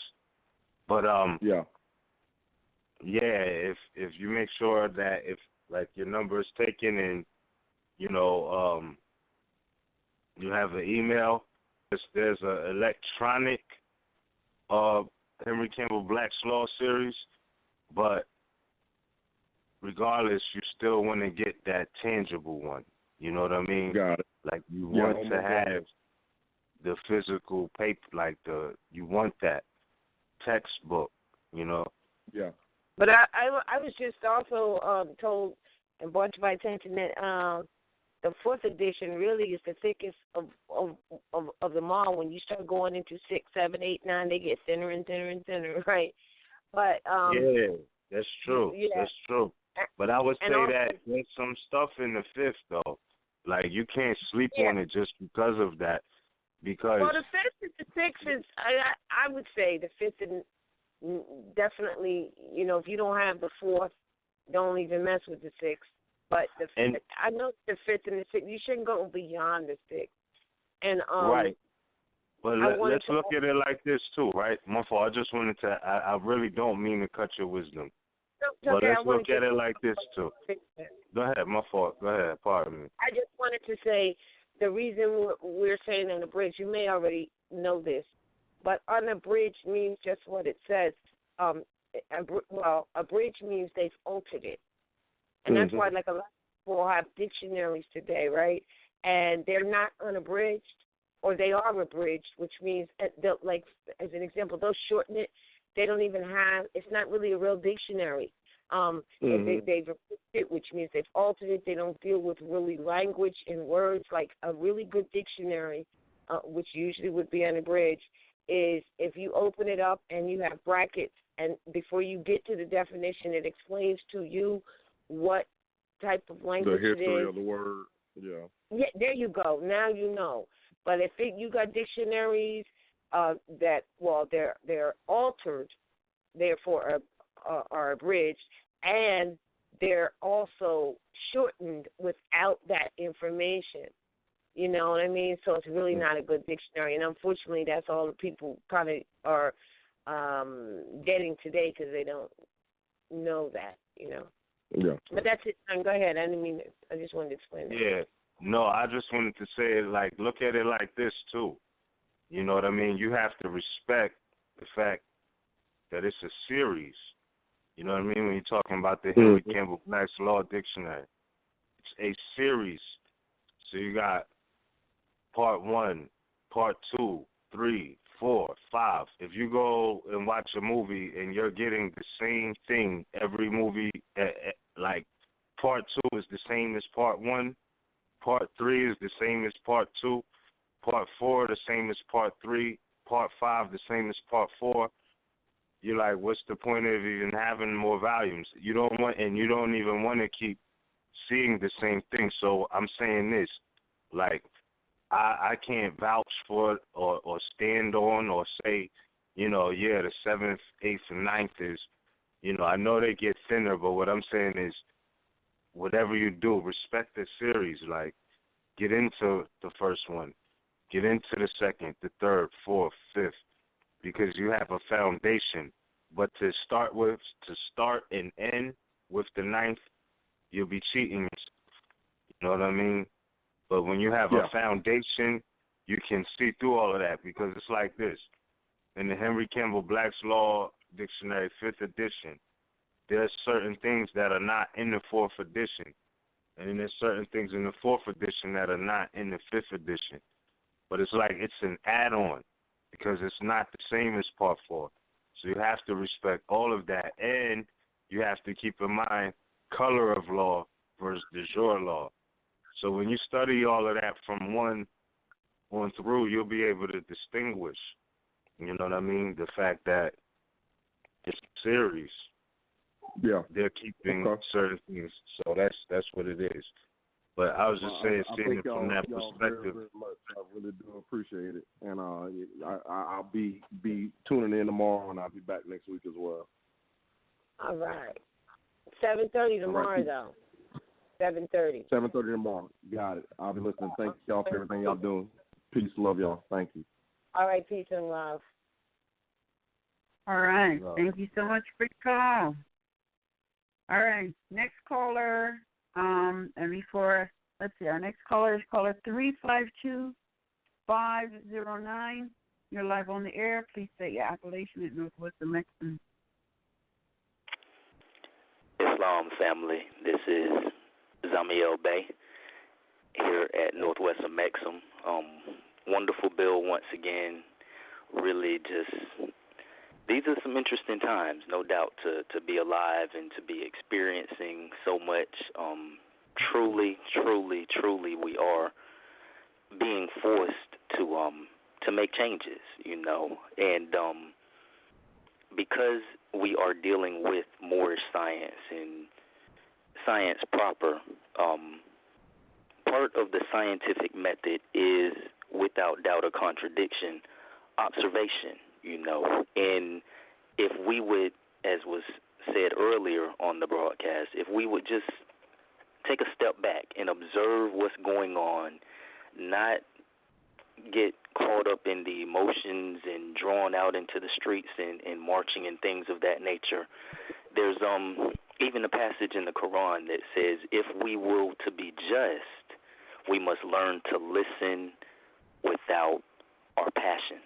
So we have to observe these things and see what's really going on. And going back to what we know as the Willie Lynch papers, the solution for the Willie Lynch syndrome, as has been stated, is the historical connection, which is where we as a people, for the most part, are seriously lacking. We don't have that historical connection.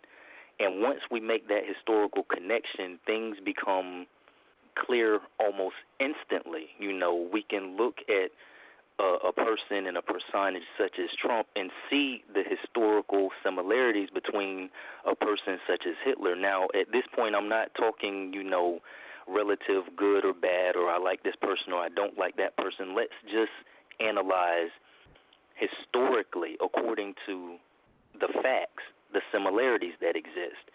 In Hitler, we have a man who is stirring the people up. Economically at that time, the people were looking for a leader, and there's no difference. Right now, people are looking for a leader, and because the Trump personage gives them that sense of strength with, the cowboy talk. Typically people who are down-pressed and who are weak are looking for someone who is strong, and someone who is exhibiting those traits to them is appealing to them. And he's playing on the emotions of a certain group of people, and we see it being played out daily. But when we look at Hitler and we look at what he was presenting as a program, we can see instantly the obvious contradictions in what he's saying in the factual reality. Here we have a man, Hitler, who's talking about the Aryan nation and the super race, but he's talking about a race of blonde-haired people with blue eyes, and he didn't have blonde hair. He was a dark-haired man.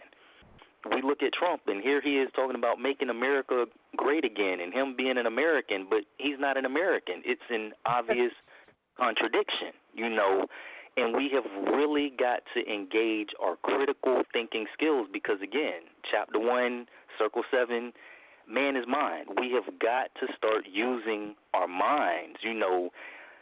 The prophet has already told us he came to bring us out of that mental slavery. He said, I'm a universal prophet, and my message is universal. So because his message is universal, it applies across the board. So you're going to see people at various points in time that are speaking on that same frequency. We hear in the Rasta community, you hear of Bob Marley. Well, what did Bob say? Bob said, emancipate yourself from mental slavery. None but ourselves can free our mind. That's that same frequency because it's mental. And then when you tap into that, you go back to Marcus Garvey, which the prophet again says is the forerunner. But when we look at Marcus Garvey, we see during that time there's another contention coming from another faction within the family, and W.E.B. Du Bois says, hey, this man is crazy. Well, he said that Garvey was crazy because Garvey said, hey, let's sit down and talk with the Klansmen. Well, that was crazy at that time, and if you were to say something along those lines now, they would still say that you were crazy, but let's deal with the facts and take our emotions out of it. 100 Amazing Facts by J.A. Rogers. He gives us the pictorial evidence of the garb that these people are wearing who are calling themselves the KKK, and it's yours, Moors. It belongs to you. They are imitating you, and you're afraid of yourself because you don't know yourself, so when you see yourself in the dark, you run from yourself. We have got to wake up. We have got to expand our minds and really see what's going on. Truly, it is a breakfast fight. Well, why is it a breakfast fight? What do we do at breakfast? You sit down, you ingest, and you digest. We have got to ingest this information. We have got to digest this information. And once we do that, it's over. Because immediately it begins to fall. The fraud in your mind becomes clear because you can see what it is, you can see who it is, you can see when it is, where it is, what it is, clearly able to identify it. And as Mother Anna E. said earlier, we have got to reach a point where we are able to verbally express what's going on. That's the difference between competence and incompetence. That's the difference between being a minor and being an adult. Being able to speak for yourself and tell somebody what happened to you and why it was absolutely, unequivocally unlawful. And when we reach that point, which only comes again through study, through science, which is knowledge, because knowledge is power, and that's what's wrong. We lack power. Etymology is indeed and in fact the study of what words mean. Regardless of how people may use them, it does not change what they mean. So our focus is not necessarily on what other people are saying per se or what they are doing. They're going to say what they say and do what they do. They've been doing it. They've been killing us in the streets. This is nothing new. Stop acting like it's something new. It's been going on. And if we use that as an excuse at this time to not seize the moment and step up, as the prophet has told us, and take our place amongst the affairs of men, then we have become a part of the great sellout. Because these are serious times, and serious times demand serious measures because you're dealing with balance. And the only balance for serious times is serious action. Not being in the streets, no, being in your studies, being in the books, getting in your head. And yes, I hear Brother Miz, and it's real. People, you will literally see people's brains just liquefying with what's going on because the frequency of the universe is intensifying. And sometimes you have to go crazy in order to gain your sanity. Because you realize, wait a minute, all my life I have been following a fraud and have been plugged into a false matrix, and now I must unplug from that. And there's a shock value that happens when you unplug.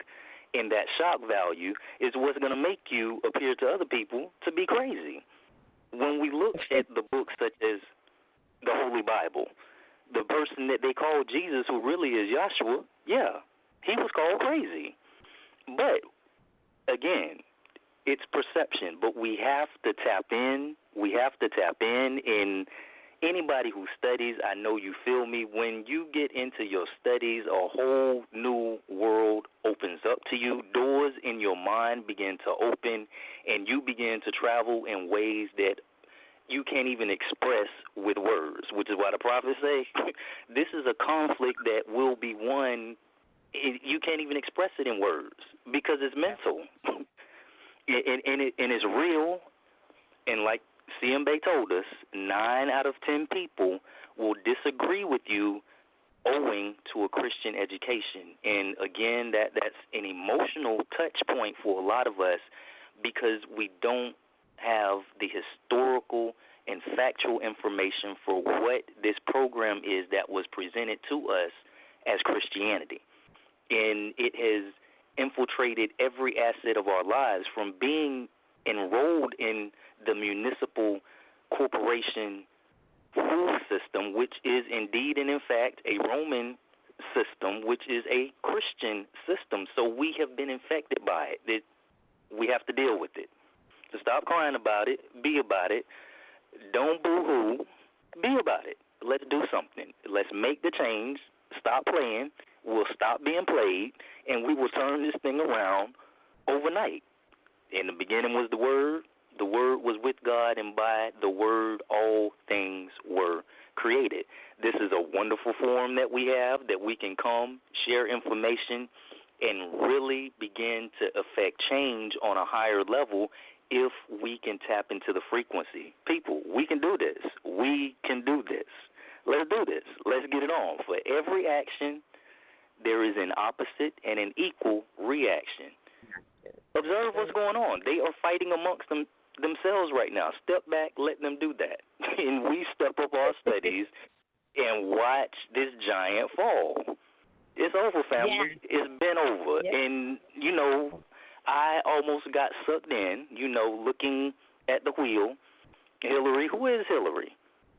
Hillary is a Scorpio, and this is Scorpio. So, yeah, it looked like she was in there, no doubt. But there's something else going on. There is a changing of the guard happening on a whole other level, and it's real. Wake up, people. It's real. And, this is a wonderful time to be alive. Islam, family. Islam. Indeed. Islam. Wow. Indeed. You kind of laid that out, right? Yep. All right. But I guess there'll be many who just won't make it, as we have said before, and as it's always said, just not going to. Not because nobody didn't choose them or whatever like that, just because it's inevitable, especially if they don't get what like what's being said and what the brother just said. I mean, got to get into it. Got to do the study. Yeah. All right. Because something I notice about them, I will say that they're always saying, we're going to do this and we're going to do that for our children and grandchildren. Well, what they just told you is they're thinking posterity. You know? Yeah. And you know what? Same way. Mhm. And it's funny because it did look like Hillary was possibly going to get in, but either way, you know, it's crazy. You know what I mean? It's crazy. Yeah. Well, one thing that they showed you for certain, was the fact that, you know, the Electoral College has the bottom line say on that. You know what I mean? It's not necessarily the people. They have the bottom line say on that. And the main position that they was taking is basically this.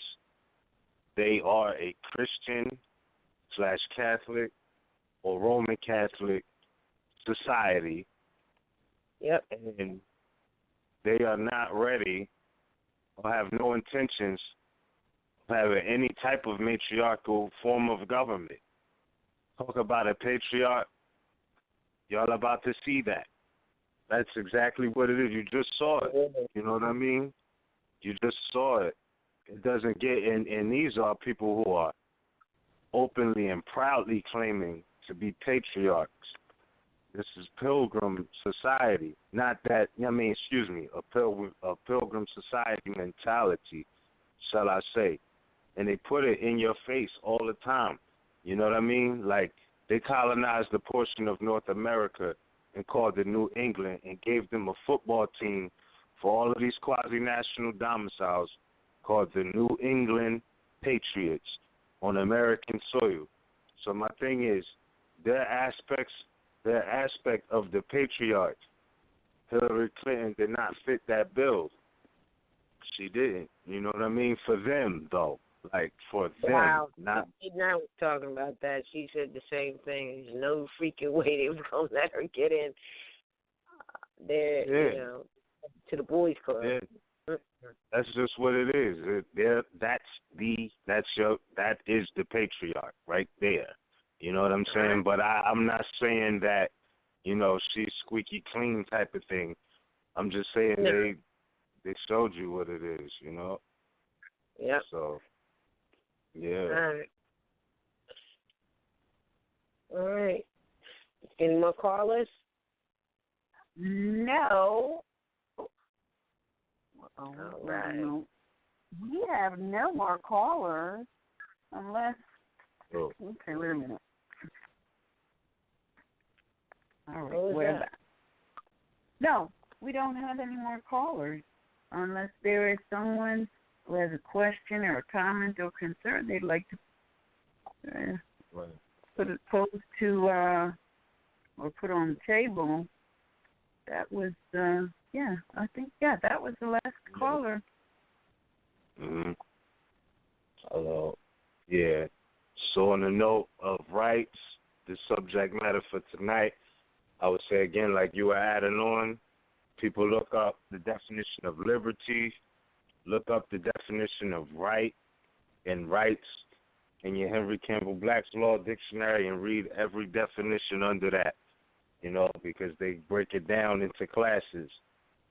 Secondary rights, constitutional law, natural rights, civil rights, like they break down so many different types of rights. Back to what was said earlier, if you don't know your rights, you don't have them.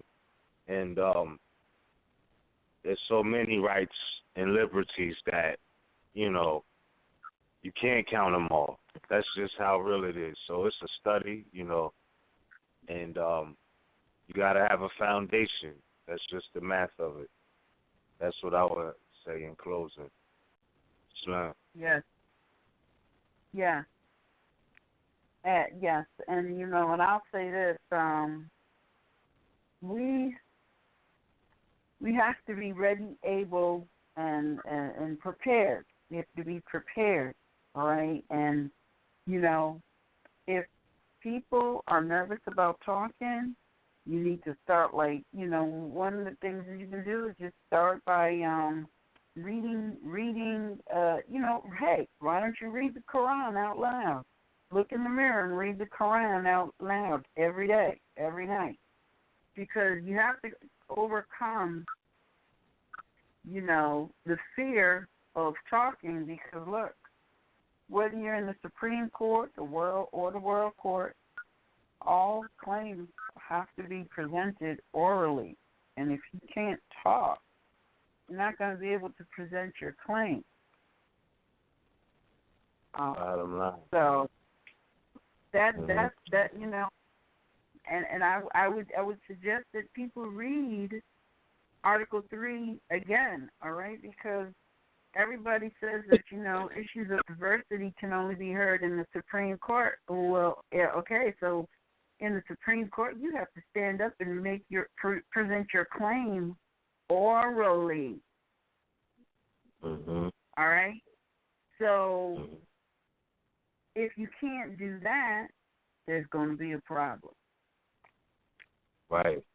And just as well as you have to be able to speak and state your claim, you have to be just as conscious to know when not to say anything.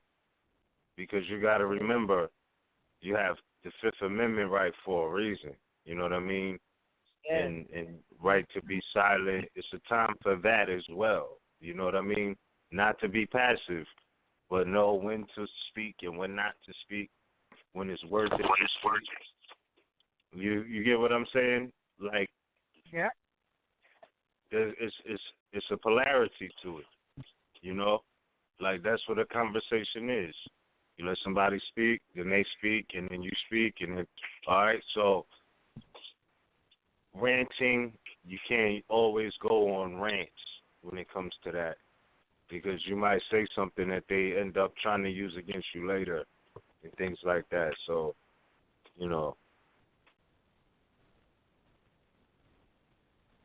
Yeah.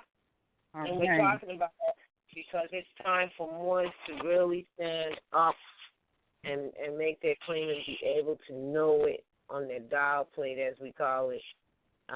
It just is. Right.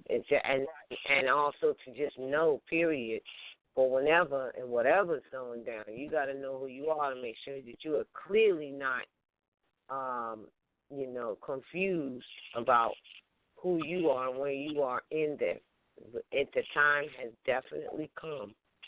I don't know. We're trying to make it sound spooky. Not trying to make it sound spooky, but it's just that it's way beyond too late. If you really don't know, not saying it's too late, but it should have been done, and it still will be done. But you gotta make that. You gotta make that claim yourself. You gotta declare yourself. Nobody can declare who you are, and you can only be what you know. That's it. Mm-hmm. And the time is now. The time is now for everyone to worship under their own vine and fig tree. But when we look at all of this that we just here talking about, most people are looking for representatives to speak for them. And the brother had said, and I understand what he's saying, people look for a guide or something like that, not a leader. Nobody leading, no one, because this is the time, as it says in the Brotherhood of the East, where men must make priests of themselves. That simply means you must know. And so, if you're looking for a leader, you're lost, because the first person that you're a disciple of, the first person who ever taught you, which quite frankly are your parents, or definitely your mother, because she's the first teacher when nobody even knew that she was teaching, including herself in these days, in the first schoolroom, which is the womb. And and the discipline from that upbringing makes you a disciple automatically, period. So the days of that, you have to grow out of that. We should have grown up from that and came out from the home or the womb knowing, into society knowing. So we're way, way behind in that. So, you got to catch up. We all got to be up. We all got to, it's that time. Because it's not you're going to be devoured in all of this activity. And the only reason you're going to be, and as your brother said, because the history was not taught in these school systems that you brought up under about your history. It was not taught. Doesn't mean it's not there, but it means you have to study in order to get it. Islam. Right. Islam. All right. Well, yeah. We don't have any more callers, and it is beautiful. 4 minutes to 12, and so yes, we can end the broadcast. All right. We'll see you tomorrow. Make sure and check us out tomorrow for Moorish Heritage and History School at the National Theater near Harlem Corporation at Northwest of Maxim. Doors open at 6:30. Class begins at 7:30. Of course, we have Sons of Allah this Thursday at 9 p.m. And Sunday, we have Sisters Standing on Law at 1 o'clock. So get your pen and paper and recorder and whatever else together, because this is the facts. This is Fast Track Week. Islam, thank you so much for joining us. We'll see you next week, Tuesday, for more Principles of Nationality in Action. Islam. Islam. Our problem is lack of knowledge and the intended deceit and trickery done, because even those who read the biblioteletext that you call the Bible says he shall fool even the most believe. So even those who think they're highly educated and this and that, they've been fooled. That's it. It's not really complicated. It's the miseducation of the Negro. Everybody knows it to those who need to know. It's the miseducation of the Negro. When we rise from the dead, they call us Pharaoh. It's the miseducation of the Negro. Everybody knows except those who need to know. It's the miseducation of the Negro. When we rise from the dead, they call us Pharaoh. The gods are back, the Moors are strapped. We waking up, and we want our land back. Running off, that's a trap. You know them gods don't like that. Waking up from a nap, like where the hell my crown at? Take a step back, like I know this bitch ain't bite back.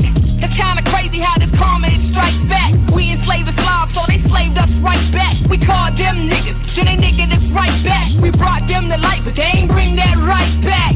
If I was lazy, dirty dancing with the baby, then just maybe won't revolt like Haiti. I too smart, love a poor Marcus Garvey, your ass. No, but you are leading, God body the man. Now I ain't gotta be bad, and you ain't gotta be mad, but the planet is heating up, so the first I'll be last. I got that melanin, that's better than anything you ever medicine. We at your front door, wonder why you never let us in. Oh, I get it, you never wanted to put some credits in. Well, just forget it, cause I don't know if you can edit sin. We've been enlightened long before Thomas Edison. Skeletons to prove that you wasn't even relevant. In the Caucasus Mountains, cause the sun was your deficit. Captain Caveman with the plan of the Jesuits. Check my bloodline, but in time I bring the evidence. Self-governing body, so I don't need no president. Democrat, Republican, donkey versus elephant. I studied in law, so I ain't down with none of that. I self-law in master, so I'm running that. This Molotov counter burns faster, so I like the match. Despite the fact that ain't even what I'm mad at. I spit the truth, so here's the roof, so you can yeah that. My skin is brown and here's the proof, but you ain't hearing that.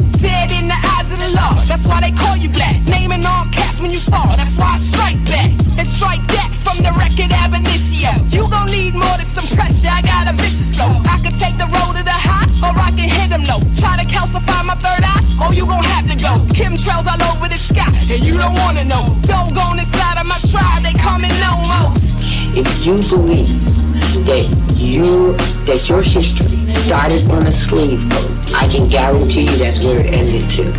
That's what I'm saying. Then, after saying that, and so believe me, go back and do some studies past the 1700s, and I'll guarantee you, as sure as you're sitting there listening, or wherever you are, watching, listening, you will find nothing but the word Moor. And that's another thing. Because we work on black. The description, maybe, black or more or whatever, but that's it. Know the difference between a description and an actual, person, place, or thing, noun. I mean, really. It's the miseducation of the Negro. Everybody knows it, to those who need to know. It's the miseducation of the Negro. When we rise from the dead, they call us Pharaoh. It's the miseducation of the Negro. Everybody knows it, to those who need to know. It's the miseducation of the Negro. When we rise from the dead, they call us Pharaoh.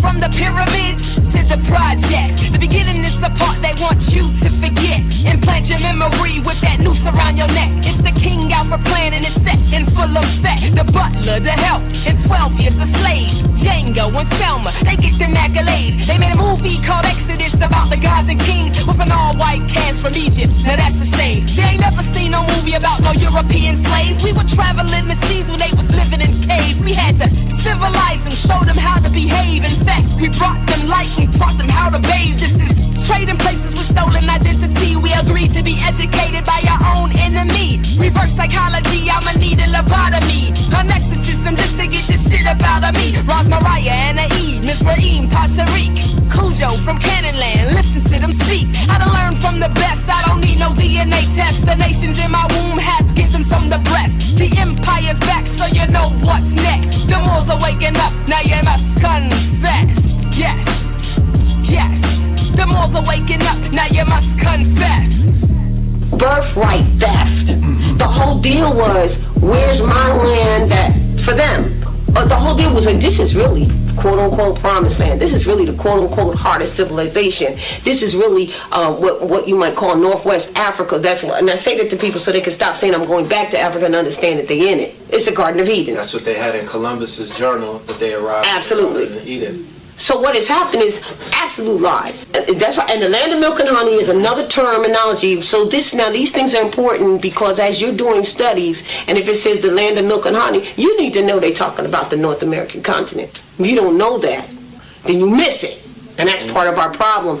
That part of our problem is the miseducation. We have been lied to, lied to, lied to, lied to, lied to, lied to. When you don't go to Geico.com, car insurance can be confusing. Like Swedish techno confusing. Bark, bark, meow, meow. Dance with me, purple cow. Bark, bark, meow, meow. Ooh, you lovely cow. Geico makes it easy. With 24/7 access, all you have to do is go to Geico.com and you can